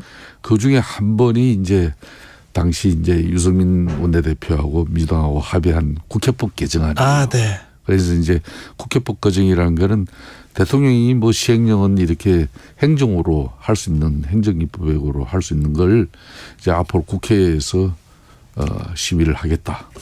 뭐 그런 정도 하니까 뭐 박근혜 당시 대통령이 거부권 행사한 건데 그걸로 배신의 정치란 말이 나왔죠. 네, 거기에서 이제 또 그래서 사퇴했죠. 이 거부권이라는 거는 아주 대통령이 상당히 그 여의도 정치를 심각하게 판단할 때 행사되는 게 거부권입니다. 그런데요, 거부권이 너무 빨리 나왔어요. 그리고 국민의힘이 민주당과 설득하거나 그 민주당과 토론하는 모습을 그렇게 많이 보여주지 않은 상태에서 그냥 민주당과 대통령이 맞서서 싸우는, 그리고 국회와 대통령이 맞서는 그런 형국으로 가는 거는 저는 개인적으로 이제 국민의힘이 이 민주당 입장에서는 상당히 이 좀 기술자들이 많아요. 그러니까 민주당이요? 그렇죠. 이 지금 현재 이재명 대표 체제에서 특히 윤석열 정부의 정권 초기에 사회적 갈등을 이 사회 갈등을 양성시키고 또 혼란을 좀 부추길 수 있는 그런 고도의 정치 행위가 이 지금 현재 입법 행위로서 일부는 이루어지고 있어요. 네. 대표적인 게 이 이제 양곡법인데. 네. 이거는 사실상 문재인 정부 시절에도 이 양곡법 개정안을 당시 그때 기재부 장관이 누굽니까? 그때 기재부 장관도 이걸 반대해 가지고 민주당이 절대 의석을 가지고 문재인 대통령이 홍당기 그때 경제부총리 시절입니다. 네. 이 양반도 그때 이거 반대했어요. 그래서 이제 양곡법 개정을 민주당이 그때는 안 해요, 이걸. 아니 그 정부가 네? 반대해서 못했죠. 홍남기 장관 때문에. 그리고 이번에도 마찬가지예요. 윤석열 정부도 농림축산부 장관이 이걸 아주 호소를 하고 반대를 했죠. 반대를 하고 기재부 입장에서도 이게 어찌 보면은 이제 포퓰리즘 법안이다. 예? 이게 이제 어떻게 보면은 민주당 입장에서는 이게 뭐 후쿠시마산 뭐 멍게는 수입하면서 말이야. 네. 농민들 위한 이 쌀 수납. 쌀은 안 사주냐? 안 사주냐? 이게 식량 주권 어떻게 안 지킬 이렇게 거냐? 이제 매도를 하는 건데 언제 후쿠시마야 그 해산물을 갖다 국내 반입하기로 했습니까? 이게 안 맞는 거고. 안 맞습니까? 그래서 이 양곡법 같은 경우도 이제 대통령 입장에서는 이제 거부권 행사된 건데 민주당 입장에서도 이런 사회 갈등을 양상시키는 그런 사회성 이슈가 높은 이런 관련 법을 절대 단독 처리하면 안 돼요. 자, 앞으로 이 대통령 거부권을 유도하는 행위거든. 앞으로 그 유도했습니까, 민주당이? 나는 그렇게 보죠. 이렇게 되면 앞으로 남은 게 보십시오. 네. 앞으로 간호사법, 그렇죠. 있고, 방송법도 예. 있죠. 예? 노란 봉투법, 흔히 말하는 노란 봉투법도 이 줄줄이 대기하고 있어요. 네네. 이걸 이제 만일 민주당이 계속 이제 계속 올리고 이 대통령 거부권 강행하라고 계속 올리면은 이게 뭐가 되는 겁니까? 이 양곡법이 이재명 민주당 대표가 작년 8월달 전당대회 이후 당대표 되고 난 이후에 1호 법안은 이재명 1호 법안이 이 양곡법이에요. 여기에 또 대통령 거부권 1호 법안이 네. 양곡법이 돼버린 그렇죠. 거죠. 이런 모양새는 대한민국 안 좋죠. 자, 그러면 이 대통령이 거부권을 꺼내드는 상황이 매우 심각한 상황인데요. 심각한 상황인데 사람들이 지금 웃기 시작했어요. 조수진 최고위원이 밥 한 공기 더 먹기 운동하자 이 얘기 나왔는데 실언이죠, 이거는. 뭐 이 최고 입장에서는 조수진 최고 네. 입장에서는 쌀 소비 정진을 위한 어떤 그런 고민으로 네. 생각해서 이 양곡법이 처리되니까 되니까 양곡법도 이게 민주당 입장은 이런 거거든. 이제 농민들이 쌀 수요 대비 초과 생산량이 이렇게 이제 3%에서 5% 그 되거나 또 이게 이제 쌀값이 전년도 대비해가지고 5%에서 8% 하락하면은 이걸 전량 정부가 소매해 주자 이 아닙니까? 네. 그러니까 결론은 쌀 농사를 많이 진 농부 입장에서 쌀 소비가 많으면은 네. 이런 일이 안 생기니까 우리 조수진 최고가 이제 참 고민 끝에 그 이야기를 하나 꺼낸 건데. 고민 끝에 이렇게 얘기하시고 지금 고민 끝에 김성태 의장께서 이렇게 방어를 해 주시는데 국민들이. 아니, 우리 후배원들이 요즘 너무 그냥 자꾸 이 말에. 네, 설화가. 말의 성찬에 그냥 이래 자꾸 이리저리 그냥. 왜 그럴까요? 휘둘러지니까 너무 안 돼 보이는 거죠. 국민의힘 최고위원들 계속. 이게 이제 딜레마에 빠지는 거죠, 이게. 그래요? 이런 것들. 이러면은 사실상 지금 국회 입법 권력이 여소야대지 않습니까? 네. 민주당의 절대 권력이거든요. 그럼 국회 안에서는 사실상 야당의 지위가 국민의힘이에요. 그러면 빡세게 싸워줘야 되는데 이 양곡법 같은 강하게 경우도 버텨줘야 되는데. 그렇죠. 상임위 차원에서도 이게 뭐 쪽수로 밀리기 때문에 네, 어쩔 수 없었다. 사람 수로 밀리기 때문에 죄송합니다. 몇 번 사퇴질을 하고 막 이렇게 그냥 퇴장해버린 게 이게 전부인 것처럼 하는데 국민들 보기에. 예. 야, 여소야대 정국에서 이게 국민의힘이 정말 처절한 진정성으로 저 양곡법 개정을 막기 위해서 대국민 설득, 대국민 이해를 구하는 이런 다양한 노력 그리고 언론의 협조 이런 걸 이끌어내 가지고 사실상 이걸 좀 민주당의 단독 처리를 좀 막아야 되는 건데 그렇지 못했잖아요. 그러니까 네. 이게 대통령한테 그대로 부담이 증가되는 거거든요. 예.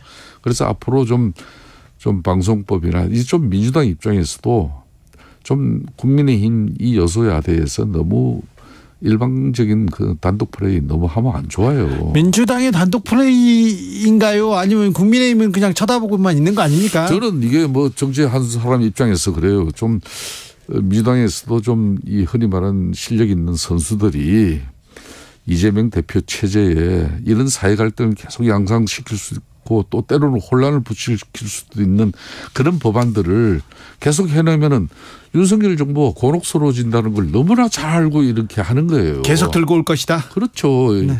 이렇게 하면 안 되죠. 뻔히 수를 서로 읽으면서. 아니 그래서 근데 그래도 이렇게 거부권 하지 말고 거부권 행사 전에.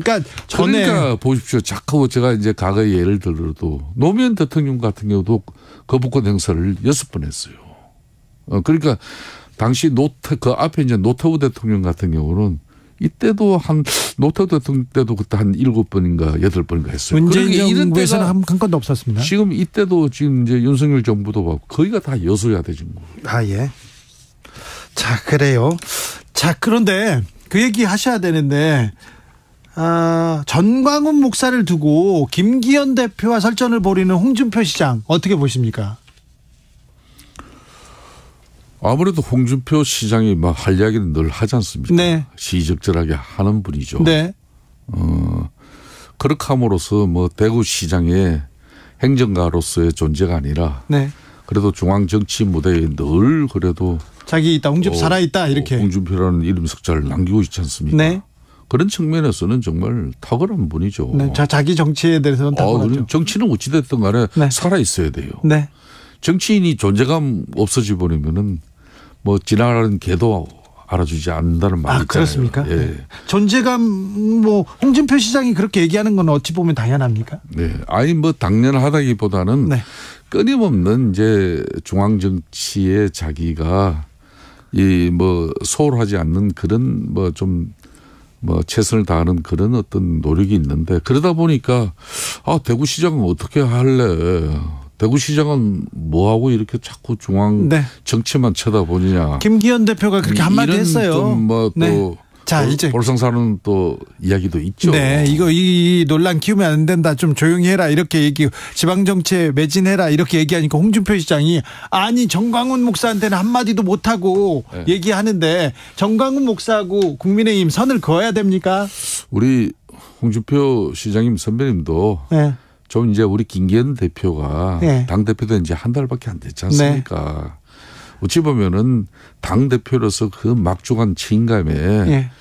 본인이 어찌 보면 자기 목소리도 지금 내지 못하고 있다. 예. 또 당의 기강이나 뭐 여러 가지 질서를 바로잡지 못하고 있다. 바로 직설적으로 날려버리면은 사실상 이야기는 몇 개월 지나고 해야 돼요. 예. 그래도 지금 김기현 대표는 그동안 윤석열 대통령 정부 출범시키고 우리 당정이 제대로 돌아가지가 못했어요. 네. 그래서 이 당정의 안정된 집권당의 면모 체제를 갖추는 그런 정치 작업을 쭉 하고 있잖아요. 이 사람도 제가 볼 때는 한 두세 달 되면은 이제 본인 정치 목소리 나옵니다. 아이, 그런데. 그때 시의적절한 그런 지도력이나 리더십이 보이지 않으면은 그때 네. 지적해도 늦지 않죠. 지금은 좀 봐줄 건 선배로서 봐줄 건 봐주고 이렇게 넘어가 줘야지. 그걸 사사건건 뭐 그냥 정강훈 목사, 김재원 뭐 최고 이야기 되면서 하는 거는 좀 제가 볼 때는 좀 시기상조입니다. 네, 시기상조입니까? 네.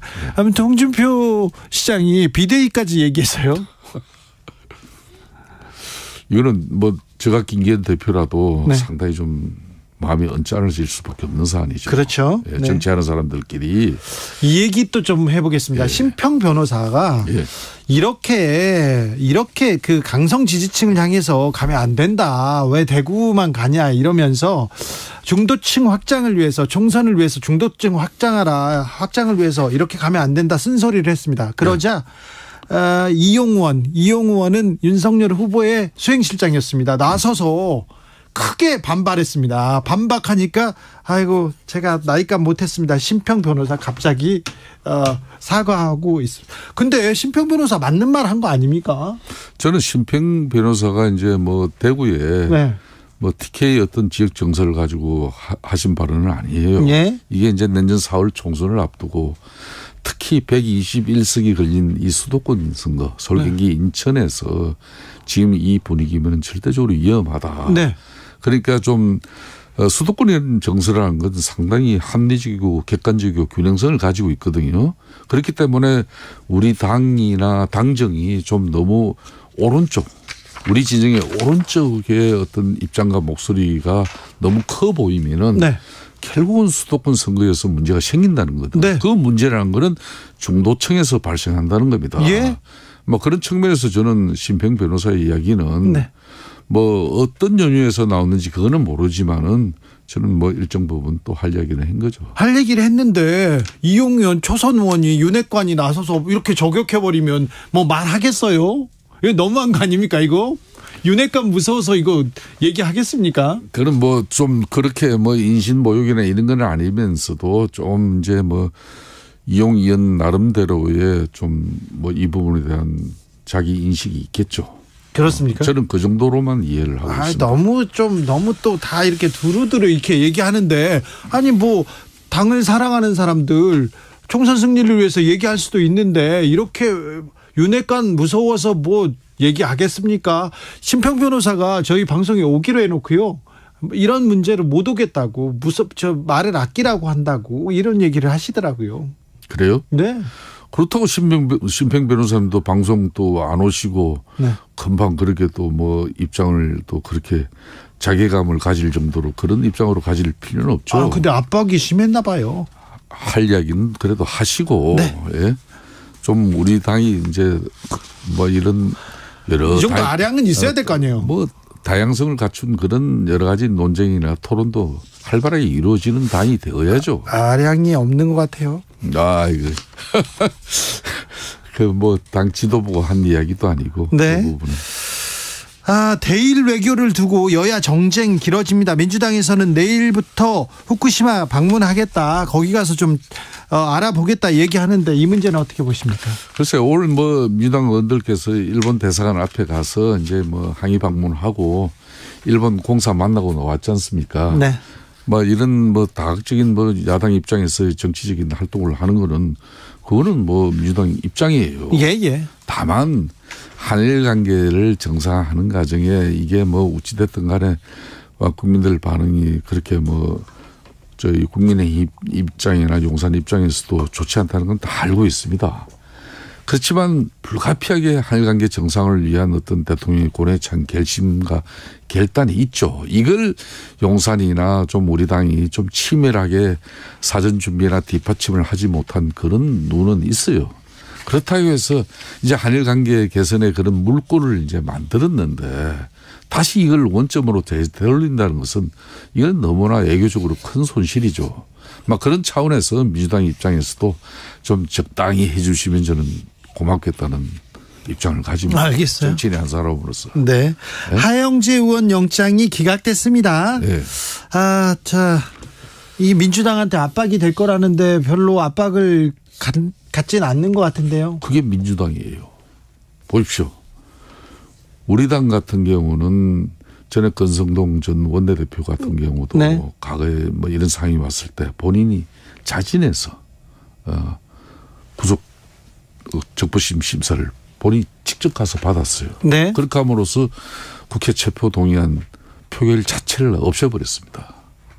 이번에 하영재 의원 같은 경우도 우리 국민의힘 입장에서는 의원들 자유투표했으면 그 결과는 이제 뭐 가결돼 버렸지 않습니까? 네. 대려 법원에서 네.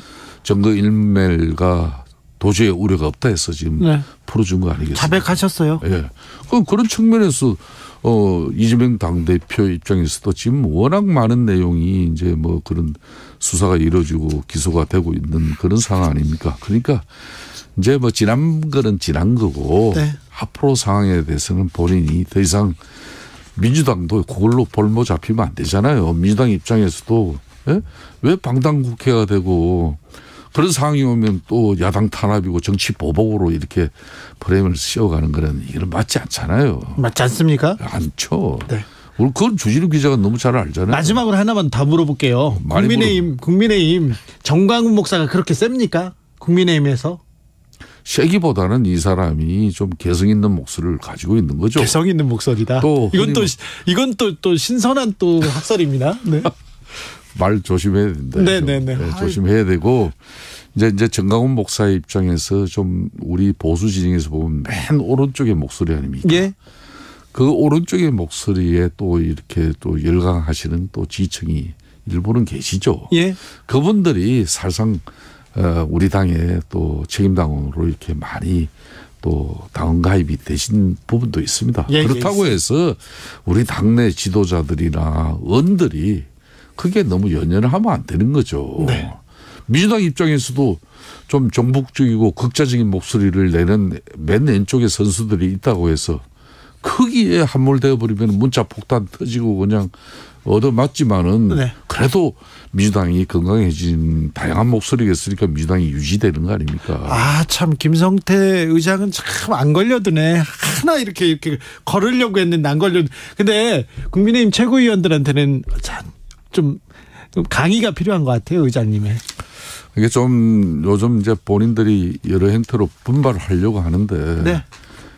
여의도가 국회에서 분발이 안 되면 그 부담이 지금 여소야대 정국에서는 우리가 만일 야당을 하더라도 국정 운영에 대통령에게 심대한 타격을 입혀버립니다. 예. 보도의 정치행위로서. 네. 그게 대표적으로 이런 단독 법안 처리로 거부권을 행사 안 하자니 그렇고 이건 행사하면 또 남용하고 뭐 이렇게 또 정치적 문제로 곤혹스러워지는 거예요. 이걸 민주당이 하고 있는 거예요 지금. 이걸 지금 사전에 막으려면 어떻게 했습니까? 국민의힘이 더 분발해야 되는 거죠. 그렇죠. 국민의힘이 네? 또 유도했다 이렇게 또 나오니까. 네. 유도할 정도로 정치력이 있다면 걱정이나 안 하죠. 아, 그렇습니까? 네. 여기까지 듣겠습니다. 김성태 국민의힘 중앙위원회 상임의장님이었습니다. 감사합니다. 예, 감사합니다. 정치 피로, 사건 사고로 인한 피로, 고달픈 일상에서 오는 피로. 오늘 시사하셨습니까? 경험해보세요. 들은 날과 안 들은 날의 차이. 여러분의 피로를 날려줄 저녁 한 끼 시사. 추진우 라이브.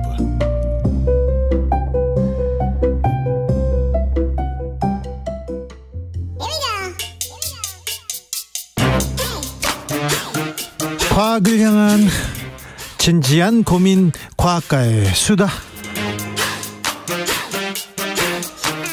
주진우 라이브 과학 선생님입니다. 이선호 엑소쌤 모셨습니다. 어서 오세요. 네, 반갑습니다. 엑소쌤입니다. 오늘은 어떤 얘기해 주시겠습니까, 선생님? 오늘이 또 식목일이니까. 식목일이죠. 오늘 뭐 식물이나 또는 이 식물이 빛깔을 내는 알록달록한 색소 이야기. 네. 네, 그런 것들을 준비했습니다. 옛날에는 식목일 쉬었는데 네. 나무 심으러도 갔던 기억이 있는데. 맞아요. 저희 어릴 때만 해도 나무 심고 네. 그렇게 했었는데 요즘에는 또 다 출근을 하시고. 그러니까요. 네. 아쉽다. 사실 이 식목일에 나무 심는 거 효과가 네. 뭐 이산화탄소도 흡수하고 산사태도 방지하고 네. 그리고 뭐 생물 다양성도 늘려주고 그리고 다양한 장점들이 많은데요. 네. 네, 이것 중에서 사실 산소를 식물들이 지구상에 있는 산소를 대부분 만들었다라고 많은 분들이 착각하시는데 산소 만든 거 아닙니까, 나무들이? 나무들이 산소를 많이 만들긴 해요. 네. 하지만 이 지구상에 있는 한 70에서 80%의 산소는 식물 말고 다른 생명체가 만들었거든요. 그래요? 네. 누가요? 많은 분들이 이렇게 알고 계실 거예요. 그 녹조 현상 들어보셨죠? 네. 그 녹조 현상이 사실은 우리 눈에 보이지 않는 아주 작은 남세균이라는 네. 식물처럼 얘도 빛을 받으면 광합성해서 산소를 만들어내는 세균이 있거든요. 네. 그래서 남조류 남세균이라 그러는데 얘네들이 보이지 않지만 지구상의 대부분의 산소를 만들었고 만들고 있다. 아, 녹조가요? 네, 녹조가. 네. 아, 나무보다도 이런 녹조, 이런 세균들이 더 많이 만듭니까? 맞습니다. 남세균이 대부분의 산소를 만들었다고 해요. 아, 또 오늘 하나 배웠습니다. 네네. 뭐 지구의 허파 아마존에서 다 만든 거 아니에요? 아, 그것도 이제 사실은 잘못된 얘기고 지구의 허파라는 아마존에서 산소가 많이 나오긴 해도 네. 거기에 있는 생명체들이 다시 그거 다 산소를 먹거든요. 네. 그래서 사실상 거의 0에 가깝다. 아마존에서 나오는 산소는. 아마존 산소는 아마존에서 다 쓰는군요. 다 쓴다. 네. 아, 녹조가 다른 세균들이 만든다. 네. 알겠습니다. 아무튼 오늘 또 식목일 특집이니까 예. 우선 우리나라에서 네. 가장 오래된 나무가 제가 어느 정도 나이를 먹었는지 조사해봤거든요. 그래요? 네. 성균관대 가면은 600년 된 은행나무가 있습니다. 그렇죠. 네. 600년 된 것도 있고 저희가 알기로 이제 가장 유명한 나무가 정의품송. 정의품송 몇 살이에요? 그 친구라고 하면 안 되죠. 이제 관직이 있으니까 네. 한 600에서 700년 됐고요. 그 할아버지라고 할게요. 그런데 네. 그거보다 훨씬 오래 산 나무들이 우리나라에 이제 존재하고 있는데 네. 제가 탑 3를 뽑았거든요. 아, 그래요? 3위는 양평 용문사에 네. 은행나무가 1100년을 살았고요. 아, 1100살 남은 산 나무가 있군요. 나무가 있습니다. 네. 그다음에 2등은 이 강원도 정선의 두위봉에 한 주목이 1400년을 살았다고 합니다. 1400년 살았어요? 네. 정선. 1위는 몇 년 살았을까요? 몇 년입니까? 1위는 울릉도 도동의 향나무가 예. 무려 2500년을 살았다고 합니다. 향나무가 2500년 살아요? 아, 네. 오래 사네. 네. 완전 할아버지네요. 네, 우리나라에서 가장 오래된 나무는 이 울릉도에 있다. 2500살 먹은 할아버지다. 야, 2500년 된 나무가 있습니다. 우리나라에 울릉도에 있다고 합니다. 그러면요. 네. 전 세계에서 가장 나이 많이 먹은 나무는 어디 있어요? 전 세계에서 가장 나이를 많이 먹은 나무는 아직도 살아 있고요. 미국 캘리포니아의 한 소나무인데. 소나무예요? 네. 소나무가 이렇게 오래 살아요? 이 나무가 네. 메투세클라라는 이름도 가지고 있습니다. 네. 이 나무의 나이는 4850년 정도. 4800년이요? 네, 4800년 정도. 4850년까지 거의 맞춰요, 이걸? 그렇죠. 이제 이거 확실합니까? 네, 탄소 동위원소 이런 거 이제 방사선 동위원소 기법을 이용해서 구체적으로 나이대를 추정할 수 있고요. 탄소 동위원소. 이렇게 나이대 잘라서 이렇게 나이 보는 거 아니에요? 그러면 이제 그 나무가 사망하게 되니까. 그렇죠. 네. 그래서 이런 그 특수한 좀 오래됐다고 해가지고 좀 오래됐어. 그래서 4850년 정도 됐어. 이거 그냥 만든 거 아니에요? 아, 정확한 이제 기법으로 네. 과학적인 그런 그 툴을 이용해서 추정을 했다고 그러고요. 나이테 보고 한다고 저는 그렇게 어렸을 때 배워가지고. 맞아요. 사실 나이테를 통해서도 우리가 이 나무의 나이를 추정할 수 있는데 네. 이 원리를 제가 짧게 설명드리자면 사실 나무가 나이를 먹으면 먹을수록 이 기둥 역할을 하는 줄기가 점점 굵어지거든요. 네. 이 굵어지는 이유가 결국 겉부분에서부터 세포 분열이 계속 일어나기 때문에 결국 점점 이제 굵어지는데 결국 이 굵어지는 속도는 계절에 따라서 달라지거든요. 네. 근데 우리나라에서는 봄, 여름에 햇볕이 강하고 세포 분열이 활발하고 또 물을 많이 공급받아서 봄, 여름에 자라는 이 그 껍데기 부분은 부피가 큼직큼직하고 잘 자라고 연해요. 네. 하지만 가을 겨울에는 성장 속도가 급격히 감소하고 물 공급도 별로 안 되다 보니까 얘네들은 굉장히 좀 얇고 또 색이 진합니다. 아, 그렇군요. 네. 그러면 지금 봄 여름에 강하다고 했으니까 봄볕이 가을볕보다 훨씬 강하다는 거네요. 정확합니다. 네. 실제로 봄볕에 뭐 며느리 내보내고 가을볕 쌀 보낸다 이런 말이 있는 것처럼 네. 봄이 일사량이 여름보다 많거든요. 네. 평균적으로 대한민국의 제곱미터당 1800메가줄 정도 봄에 막 쬐고요. 여름에는 한 1500, 가을에는 한 1000 정도 되는데 아무튼 정리를 하자면 결국 우리가 나이테를 잘라보면은 이게 이제 봄 여름에는 좀 연하게 그다음 가을 겨울에는 진하게 이 원이 생기다 보니까 네. 결국 진한 원, 연한 원, 진한 원, 연한 원 이 번갈아 가서 보이니까 네. 딱 연한 원이랑 진한 원 한 세트를 1년으로 볼 수 있다. 네. 네. 그런데요. 그러면 북극 나무는요? 네. 열대우림 나무는요? 거기 있는 나무들은 사실 계절이 크게 변화가 없지 않습니까? 그러니까요. 그래서 걔네들의 나이테가 사실 추적하기가 어려워요. 아, 그래요? 네. 아, 질문 잘했네. 훌륭한 질문이십니다. 네네. 네. 자, 근데 나이테는 그렇고요. 이제 꽃이 져요. 네. 꽃이 지자마자 네. 연두 초록초록해집니다. 맞습니다. 왜 이렇게 식물들은 색깔을 이렇게 바꿀까요? 사실 우리도 염색할 때 이 색소 염색약을 쓰지 않습니까? 네. 이 식물은 자체적으로 이런 색깔을 나타내는 그 물감 같은 색소를 만들 수 있거든요. 그래요? 그래서 이게 대표적으로 초록색, 빨간색, 노란색, 주황색 등이 있는데 네. 보통 우리가 여름에 녹음이 우거질 때 이 초록색이 엽록소라는 초록색 색소를 가지고 엽록소 있죠. 많이 알고 계시죠? 네. 그다음에 벚꽃 같은 경우는 네. 안토시아닌이라는 빨간색 색소를 함유하고 있는데 그 양이 벚꽃에는 함량이 별로 많지 않다 보니까 약간 하얀색, 분홍색 계열로 보이게 되는 것이에요. 약간 빨간 쪽이면 안토시아닌이 많은 거네요. 맞습니다. 네. 그리고 가을에 단풍이 들 때도 아까 제가 말씀드린 것처럼 안토시아닌 색소가 많아지는 거고요. 네. 노란색 개나리 같은 경우는 이제 크산토필이라는 네. 노란색 색소를 많이 함유하고 있다. 아, 네. 엽록소, 안토시아닌, 크산토필까지 나왔습니다. 맞습니다. 사람도 이렇게 좀 계절마다 네. 색소를 이렇게 내보내면 머리 색깔이 달라진다던가 네. 눈동자 색깔이 달라진다던가 그러겠는데. 사실 사람은 그 계절별로 색깔을 바꿀 수 없으니까 미용실 가가지고 어디 샬론 가가지고 네. 염색하지 않습니까? 네. 근데 유일하게 사람이 가지고 있는 색소가 또 있습니다. 뭔데요? 멜라닌 색소 들어보셨죠? 멜라닌요? 네. 네. 이 멜라닌 색소가 여러분들 머리카락 제 친구 이름이 여자친구 이름이 멜라닌이었어요. 아, 그렇구나. 아는 친구. 네. 그 여사친. 네, 여사친. 이거 정확하게 구분은 지으세요. 제 친구 부인이에요. 부인이시구나. 네, 알겠습니다. 네, 그래서 이 멜라닌 색소가 검정색 색소인데 여러분들 머리카락 검은색인 이유도 머리카락 속에 멜라닌 색소가 많이 있어서 검은색인 거고요. 네. 근데 보통 왜 멜라닌이 왜 이렇게 줄어드는 거예요? 그게 이제 할머니 할아버지가 되면 멜라닌 색소를 만들어주는 이 멜라닌 세포가 다 늙어서 죽습니다. 그럼 멜라닌을 막 먹으면 됩니까? 그거 먹는다고 사실 그 색소가 우리 몸에 흡수되거나 들어가진 않고요. 네. 그리고 사실 이 할머니 할아버지들은 멜라닌 색소가 점점 안 만들어지다 보니까 흰머리가 나는 건데 네. 여기서 제가 청취자분들한테 퀴즈를 낼게요. 할머니 할아버지까지가 안 가도 돼요. 저도 거의 하얗거든요. 저도 조금 요즘 가끔씩 스트레스를 많이 받아서 그런가 흰머리가 나오는데 네.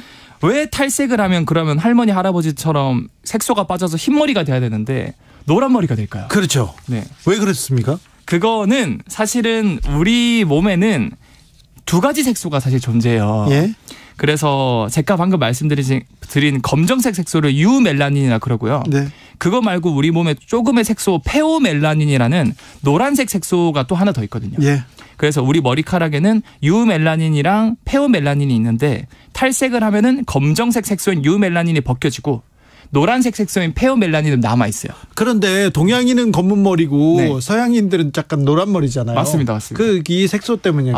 이것도 정확하신데 서양인들이 사실 유멜라닌 검정색 색소가 거의 없어요. 그래요? 그리고 노란색 색소인 페오멜라닌이 많아서 네. 금발이 많은 겁니다. 그렇습니까? 네. 네. 금발이 그렇게 많지 않아 가지고요. 네. 여성들 외국 여성들 다 염색한 거예요. 네. 블론디 다 그래요. 자, 눈 색깔도 다르잖아요. 맞습니다. 네. 네. 이것도 결국에는 이 색소, 멜라닌 색소 때문에 그런 건데, 동양인 분들은 대부분 이제 눈동자 홍채가 검은색, 갈색인 이유가 네. 제가 말씀드린 검정색 색소, 유멜라닌이 많은 겁니다. 예. 맞습니다. 그런데 파란 눈을 가진 분들, 뭐 초록색 눈을 가진 분들도 있지 않습니까? 네. 그 이유는 사실 우리 홍채에 멜라닌 색소가 많으면 빛을 다 흡수해서 검정색으로 나오는데, 이 서양 사람들은 이런 멜라닌 색소가 많이 없다 보니까 이 빛이 들어왔을 때 대부분의 이제 파란 빛이 산란이 된다 그래요. 파란색도 있죠. 네, 그래서 산란이 되면서 눈 색깔이 초록색 또는 파란 색깔로 보인다고 그런다. 어떻게 보면은 동양인이 생존에 굉장히 좀 유리하다. 멜라닌 색소가 많아서 빛 흡수도 잘하고. 그렇습니다. 밤에도 잘 볼 수 있습니다. 네. 네. 김생근님께서 엑소쌤 과학은 참 신비하고 놀라운 것 같습니다 얘기하시고요. 정옥택님께서는 엑소쌤 멋져요. 목소리도 멋지고. 아유, 감사합니다. 알려주는 상식도 신기한 것들 자세하게 참 자상하게도 알려주십니다. 이렇게 얘기합니다. 좋겠네요. 아유, 감사합니다. 네. 네. 여기까지 할까요? 네. 과학 커뮤니케이터 이선호 엑소쌤이었습니다. 감사합니다. 네, 감사합니다. 교통정보센터 다녀오겠습니다. 임초희 씨. 네, 이 시각 교통정보입니다. 오전보다 빗줄기가 약해졌는데요. 경남 남해안에는 여전히 호우특보가 발효 중이고요. 강한 비가 내리고 있습니다. 평택 제천고속도로 제천 방향 북진천 2차로 갓길에서 사고 처리 중입니다. 잘 살펴서 지나시고요. 경부고속도로 부산 방향은 한남에서 서초, 죽전에서 수원 사이 밀리고요. 기흥동탄 부근 5차로와 갓길에선 고장난 차 처리하고 있습니다. 반대 서울 방향은 수원과 판교 진출로에서 각각 막히고요. 이후 양재에서 반포 쪽으로 정체인데 서초 나들목 4차로에는 화물차가 고장으로 멈춰 있어서 주의하셔야겠습니다. 분당 수서로 성남 방향은 수서 부근 하위 차로에 사고 있으니까 잘 살펴서 지나시고요. 오늘 오전 성남시 분당구 정자교가 붕괴되면서 인근 불정로 불정교도 안전 점검에 들어갔습니다. 양방향 전면 통제 중이니까요. 도로 이용에 참고하시기 바랍니다. KBS 교통정보센터에서 임초희였습니다.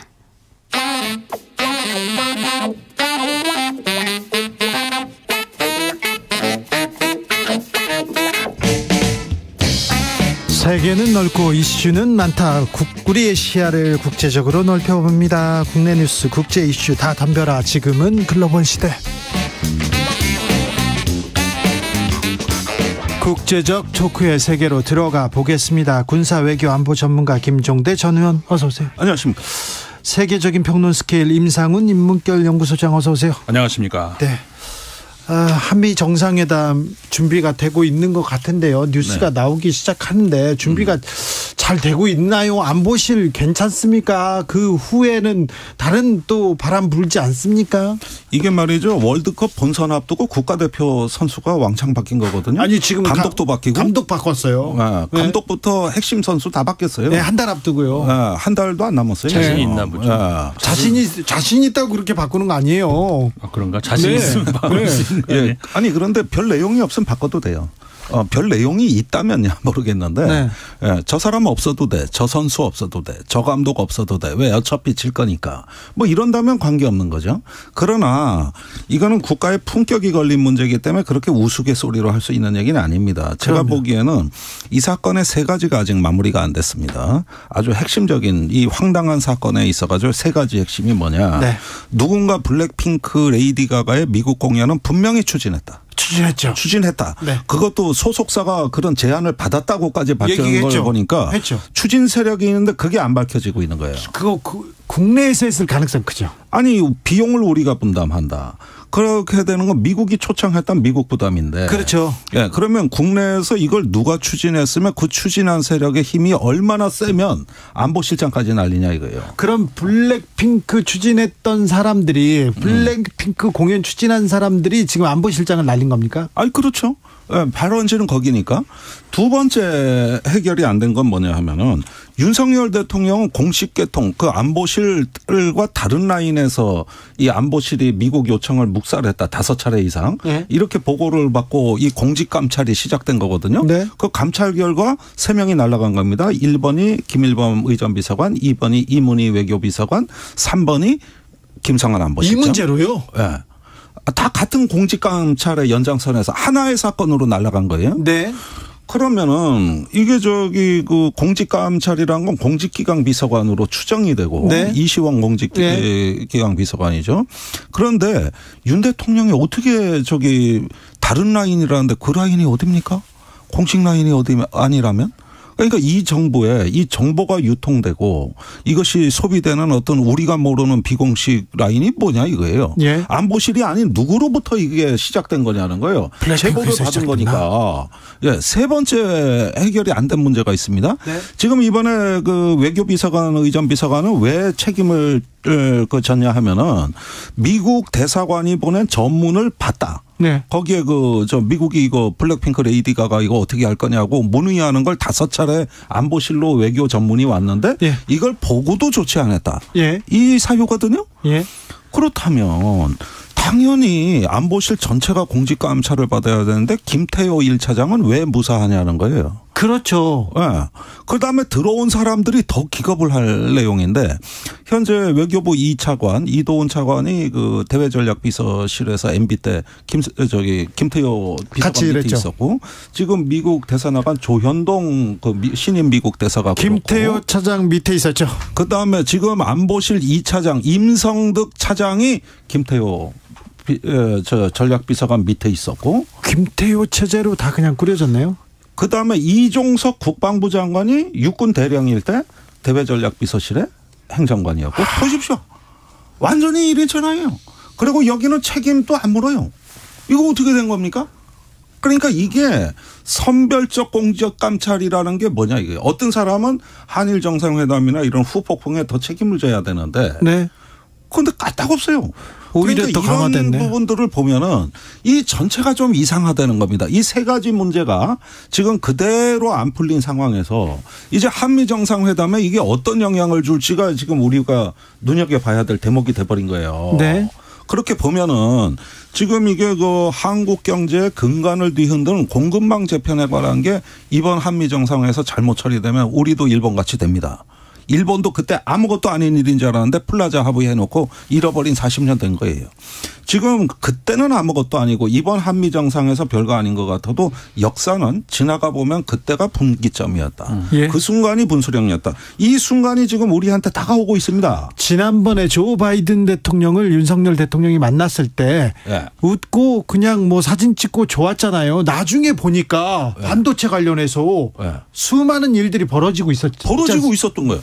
그러니까 이 이야기는 이 한미 정상회담에 이런 문제를 앞두고 있다면은 문책을 하고 싶어도 문책할 수가 없는 겁니다. 한미 정상회담 끝나고 해도 되는 거예요.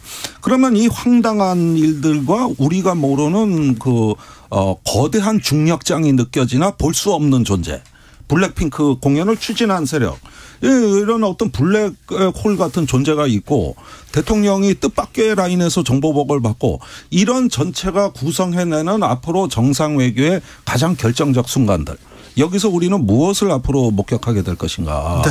이 점을 묻고 싶은 겁니다. 대비를 잘 하고 있는지 정상회담 잘 국가를 위해서 국익을 위해서 국민을 위해서 좀 준비도 잘하고 잘해 주셔야 되는데 가서 국익을 위해서 큰 소리도 치고 내가 많이 줬으니까 이건 내놔라 이런 얘기도 하고 그리고 남북의 평화를 위해서는 긴장 고조를 위해서 긴장 고조에 더 나서지 마라 이런 얘기도 좀 해주셨으면 하는데 네, 좀 잘해 주시길 좀. 외교 무대라는 데가 과거에 이제 그런 얘기도 있었잖아요. 그 외교 그 자리는 그러니까 다른 나라와 이렇게 부딪히는 자리는 군인 아니면 외교관이다. 그렇죠. 그러니까 싸우든지 아니면은 거기에 준하는 싸울 때까지는 않더라도 어쨌든 말로 해결을 하는 네. 그런 그만큼 굉장히 정말 엄청나게 중요한 자리라는 이야기인데 정치 논리에 그런 것들이 많이 그냥 묻혀버리는 것 같은 것이 우리나라 현재 외교의 위험 수위 이거를 이제 보여준다는 거죠. 자, 그 정상회담이 있을 때마다 좀 걱정이 됩니다. 그렇게 생각하는 국민이 많다는 것도 좀 유념하셔야 됩니다. 반대만 하고 발목 잡기만 한다 이런 얘기 하지 마시고요. 정상회담 그리고 순방 이후에 이렇게 논란이 되거나 이렇게 부정적인 기사가 많이 나왔던 적도 없었다. 이 얘기도 한번 더 정상회담 전에 벌써 청구서부터 날라오고 있어요. 자, 전직 대통령 중 최초로 미국에서 트럼프 전 대통령 기소됐습니다. 트럼프 전 대통령은 전례 없는 엄청난 선거 개입이다 이렇게 얘기하고 있는데 또 지금 기소를 또 정치적으로 잘 이용해서 지지층을 결집하고도 있어요. 네, 프랑스, 미국, 일본, 소위 우리가 이제 강대국이고 민주주의 선진국이다 이렇게 하는 나라들이잖아요. 근데 이런 나라들이 지금 예외 없이 민주주의 대위기라고 얘기할 수 있는 그런 상황으로 가고 있습니다. 일본은 민주주의 선진국은 아닌 것 같고요. 아니, 네, 그런데 프랑스와 다른 선진국은 맞습니다. 미국 같은 경우도 이제 마찬가지예요. 일본을 보면 비슷한 것인데 뭐냐면은 제도적 의미에서 그러니까 법치적 의미에 법치 민주주의다. 그러니까 제도는 갖춰져 있다. 예. 그런 의미에서는 민주주의라고 할 수 있는 거죠. 미국 같은 경우도 마찬가지 있는데 지금 그러니까 대화는 완전히 단절돼 버렸고요. 그 다음에 모든 법은 정권을 보호하는 데 활용이 되고 있고 소위 우리가 법 기술자들이라 이렇게 얘기를 하는데 그렇죠. 그러니까 그리고 그 뒤에는 까딱 안 하는 지지자들이 한 30%에서 40% 정도 하는 이번 트럼프 대통령의 기소도 민주당 지지자들은 이거는 잘된 기소고 법치를 지금 잘 구현하고 있다 이렇게 생각하고 공화당 지지자들은 이거는 정치적 기소다 이렇게 보잖아요. 그러니까 우리가 스포츠를 이야기를 할 때 보통 운동 이렇게 운동이라는 것이 본질적으로는 우리가 이제 건강을 위한 어떤 몸을 움직이고 그런 활동이라고 생각을 할 수 있잖아요. 근데 현대 우리가 스포츠를 이야기할 때는 그런 거하고 관련이 없죠. 그냥 우리 편이 이기면 되는 것이고 무슨 수를 써도 반칙을 써도 그냥 우리 편이 이기면 되는 것이지 상대방이 아무리 멋진 플레이를 보여주는 거 우리는 관심이 없잖아요. 스포츠는 좀 그렇죠. 그러니까는 지금 정치가 완전히 그렇게 돼간다는 거죠. 진영으로 완전히 날려서 나뉘어서 저도 날리면이라 할 뻔했는데 완전히 나뉘어가지고 정책이 무엇인지는 아무 관심도 없고 그냥 우리 편이 당하는지 안 당하는지 저쪽 편이 당하는지 안 당하는지만 관심이 있는 것이고 대표적인 게 지금 미국의 트럼프 대통령 기소가 그런 것이거든요. 34개의 무려 기소건이 있는데 그리고 이제 미국 같은 경우에 지금 뉴욕주에서 그거를 관할을 하고 있잖아요. 뉴욕주 검찰이. 그런데 특히 이제 거기 같은 경우 모든 주가 비슷합니다만은 소위 말해서 화이트 칼라 범죄 그러니까 한마디로 먹물들 배웠다는 사람들이 이제 법을 이용하고 돈을 이용하고 이런 것들을 이용해서 권력형 범죄죠. 그렇죠. 권력형 범죄들 이거에 대해서 중형을 좀 하겠다는 여기에 지금 걸려 있거든요. 그래야죠. 예. 그런데 이런 상황에서도 트럼프 전 대통령의 지지율은 갑자기 치솟았죠. 공화당 내부 지지자들 보면은 최근 여론조사를 보면은 수치는 말씀하시지 마시고요. 아 그래요? 네. 외국 것도 안 돼요? 네, 외국 것도 안 됩니다. KBS는 공정하거든요. 주진우 라이브는 또 특별히 공정해야 됩니다. 알겠습니다. 압도적 차이로. 근데 압도적 차이로 지금 지지율이 오르고 있는데 지금 트럼프의 혐의가 성추문은 했고요. 입막음이에요. 최소 3건이에요. 네. 성추문을 했고. 입막음이라니까요. 그런데도요. 입막음을 하려고 어쨌든 돈을 썼고 줬어요. 그러면 돈을 썼는데 거기다 회계에다가 입막음용으로 쓰지는 않을 거 아니에요. 네. 그러니까 회계 장부 부정하게 작성한 것이고. 기업 문서 조작이에요. 그러니까 결국은 그거거든요. 문서 조작인데 굉장히 중범죄거든요. 명백한 범죄인데도 불구하고 지지율은 펑펑 오르고 있다는 것이죠. 2위 드센티스하고 어마어마한 표차로 지금 오르고 있거든요. 그런데 이 재판 결과에 따라서 이게 선거에 나오고 못 나오고 당락이 바뀌고 그러지 않을까요? 네, 저는요. 이런 게 이제 극단화된 이제 정치 확증 편향으로 완전히 종족주의적으로 분열된 세계에서는 이런 어떤 막가는 판이 차라리 유권자 취향에 맞을지도 몰라요. 그게 심각성입니다. 아이고. 그러니까 지금 보십시오. 이게 어디 트럼프만의 현상입니까? 아까 5대 민주주의 선진국 얘기했지만은요. 인도에서는요. 야당 대표 의원직을 박탈했어요. 지금 거기도 명예훼손죄로 걸어가지고 더 엉망입니다. 그 옆에 인도네시아는 어떻습니까? 자유주의 세력하고 이슬람 세력이 이제는 끝장을 보자고 싸워요. 이스라엘 어떻습니까? 지금 사법제도가 다 무너질 판이에요. 입법, 사법, 행정의 근간이 흔들리고 있어요. 이게 미국하고 협력적인 나라들이에요. 자, 5대 국가뿐만 아니에요. 우린 다릅니까? 우리도 그러니까 이런 상황을 보면은 이제 정치라는 게 이 민주주의적인 공화제도의 어떤 제도가 갈등을 우리가 완화하고 문제를 절충하고 해결해 주는 기제로 알았는데 이제는 그 제도가 작동하지 않아요. 네. 작동하지 않으면서 만인 대 만인의 투쟁. 그러면서 이 정글로 가고 있습니다 지금. 네. 이게 다 저기 선진국하고 그 동맹국에서 벌어지는 일들이란 말이에요. 네. 그러면 이건 트럼프 현상이기도 합니다만 트럼프 같은 포퓰리스트들은 어떤 식으로든 민주주의의 어떤 그 규제하에 있어야 된다는 걸 저는 그 생각은 합니다만 예. 껌껌은 그렇지만 합쳐서 보니까 이건 뭐야 이게 전체적으로 작동하지 않는 정치 민주주의가 무너지는 소리 이런 게 들리는 게 이게 안타까운 거예요 지금. 법기술자 얘기를 소장님께서 얘기했는데 네. 법치가 권력을 옹호하는데 쓰입니다. 그러니까는 소위 우리가 이제 법치주의하고 민주주의를 두 개를 이렇게 나눠가지고 이렇게 상호 견제 보완 관계로 얘기를 하는데 보통의 경우는 그러니까 보완 관계가 되면은 법치 민주주의가 되는 것이죠. 그러니까는 일정한 규율이 있고 그 규율 하에서 국민의 민의를 최대한 많이 반영을 수렴을 해야 되는 것이 이제 민주주의인데 그러니까 둘 다 중요하죠. 그러니까 법치가 무너지면은 당연히 혼란이 오는 것이고 네. 그런데 법치만 남고 그 국민의 민의 수렴하는 그 장치가 무너지면 이거는 권위주의로 가는 건데 네. 지금 제가 아까 말씀드렸던 그 소위 우리가 민주주의 국가라고 하는 제도적 의미에서 민주주의 국가들이 바로 제가 말씀드린 두 가지 중에 후자로 그러니까는 완전히 권위주의 체제로 가고 있다는 것.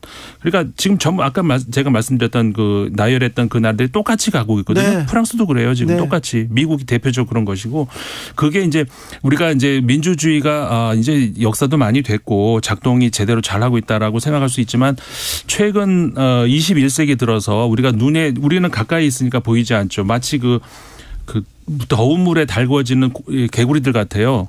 서서히 달궈지니까 우리가 모르고 느끼는데 이게 전체적으로 좀 거시적으로 역사적으로 이렇게 보면은 분명히 지금 민주주의가 잘못 가고 있다는 거 이거는 모두가 우리가 인식을 해야 됩니다. 민주주의의 위기입니다. 이 위기에 대한 그 깊은 고민과 토론이 필요합니다. 우리나라도 절실합니다. 정승태님 그러니까 압도적인 차이가 얼만데요 얘기하는데 저희가 그 얘기를 해가지고 또 그 개요 얘기해야 됩니다. 야후 뉴스와 유고부가 지난달 30에서 31일 수행한 조사입니다. 트럼프 전 대통령의 지지율은 52%, 22% 지지 론 디센티스 플로리다 주지사였습니다. 21% 얻었습니다. 30% 거의 차이. 포인트. 네. 거의 30% 포인트. 그 전에는 그 디센티스의 기세가 엄청 났거든요. 거의 따라오는 줄 알았어요. 그런데 지금 뭐 트럼프 대통령 기세가 대단합니다. 나쁜 선례가 지금 만들어지고 있다는 그러니까요. 거예요. 그냥 이렇게 그 노이즈 뭐라고 할까요? 네. 소음을 일으키고 하면은 노이즈 마케팅이죠. 네, 결국은 지지세는 올라간다. 아주 나쁜 예를 지금 보여주고 있는 거거든요. 그래서요. 프랑스 연금 개혁은 어떻게 됐습니까? 계속 연금 개혁 얘기는 안 나오고 플레이보이 뭐 모델 얘기만 나오고 있으니까. 그건 또 무슨 얘기입니까? 그러니까요. 참 내가 이게 지금 때가 어느 때인데.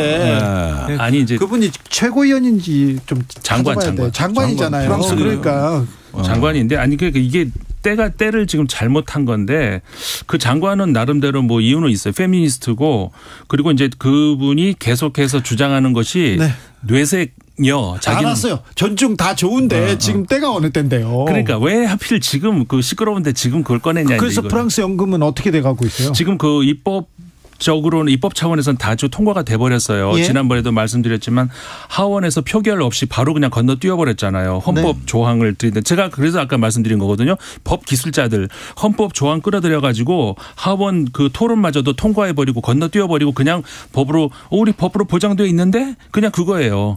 그렇게 하면서 그냥 통과가 돼버렸어요. 이제 남은 거 하나는 14일 날 한국의 그 헌법재판소에 해당하는 헌법위원회에서 이것의 위헌 여부, 그 다음에 지금 야당에서는 이건 도저히 안 된다. 국민투표를. 왜냐하면 지금 국민 절대 다수가 반대를 하고 있거든요. 그렇기 때문에 이거는 국민한테 물어보고 가야 된다라고 하는 국민투표를 주장을 했는데 여기에 대해서 이제 헌법위원회가 과연 그게 가능한지 거기에 대한 판단. 이게 두 가지의 헌법위원회 판단이 14일 날 남아 있거든요. 그게 이제 마지막 단계라고 할 수가 있는 것이고, 근데 최근에 그러니까 불어로 CGT라고 하는 그 규모로 보면 두 번째로 큰 그 노조 약간 진보 성향입니다. 가장 큰 노조가 이제 중도 성향이고 여기서는 최근에 사무총장까지 바꿨어요. 그러니까 완전히 그 대정부 투쟁을 하겠다는 거거든요. 이 대화에도 나서고 근데 파업도 하고 그러니까 완전히 장기전으로 가겠다는 거거든요. 네. 프랑스가 지금 어디로 향할지 그 완전히 정부도 그렇고 대통령도 그런 얘기 했단 말이에요. 최근에 방송에 나와가지고 자기 인기에 연연하지 않겠다는 말을 해버렸어요. 그러니까 대통령도 그렇고 이 노조 야당도 그렇고 국민들도 그렇고 퇴로를 완전히 차단해 버렸어요. 완전히 그냥 앞으로 어떻게 전개될지 모르는 결과를 예상할 수 없는 그런 싸움으로 들어갔는데 이런 혼란이 사실 그 프랑스의 경우는 우리가 예상을 안 했던 게 아니거든요. 마크롱 대통령 같은 경우에는 그 본인이 그 당선된 날도 얘기했어요. 국민들이 나를 지지해서 뽑지 않은 거 안다. 극우 막아달라고 뽑은 거 알고 있다라고 하지만 또 그렇고 또 반복하고 2017년도 그랬고 작년에도 그랬고 그러니까는 한마디로 말해서 프랑스가 극우 바리케이드라고 하는 그걸로 그렇죠. 민주주의 자존심이죠. 인지를 잡고 있어요. 네. 그러니까는 마크롱 대통령은 본인이 잘 알아요. 이번 작년 선거에서도 어차피 날 찍게 돼 있어. 극우 막으라고 나 찍게 돼 있어. 네. 이러는 거죠. 그러면서 그러니까 민주주의 위기라는 것은 프랑스에서는 바로 또 거기에 있는 거. 그러니까는 소위 말해서 거기는 극우를 막아달라. 어디는 그러니까 공산당을 막아달라. 어디는 뭘 막아달라. 이걸로 해가지고 그냥 마케팅을 하는 거예요. 그냥 그걸로 그냥 나머지는 다 그냥 백지수표를 얻은 듯이 그렇게 이게 바로 지금 권위주의로 가고 있는 대표적인 또 하나의 예가 이제 프랑스라는 그런 예가 되는 것이죠.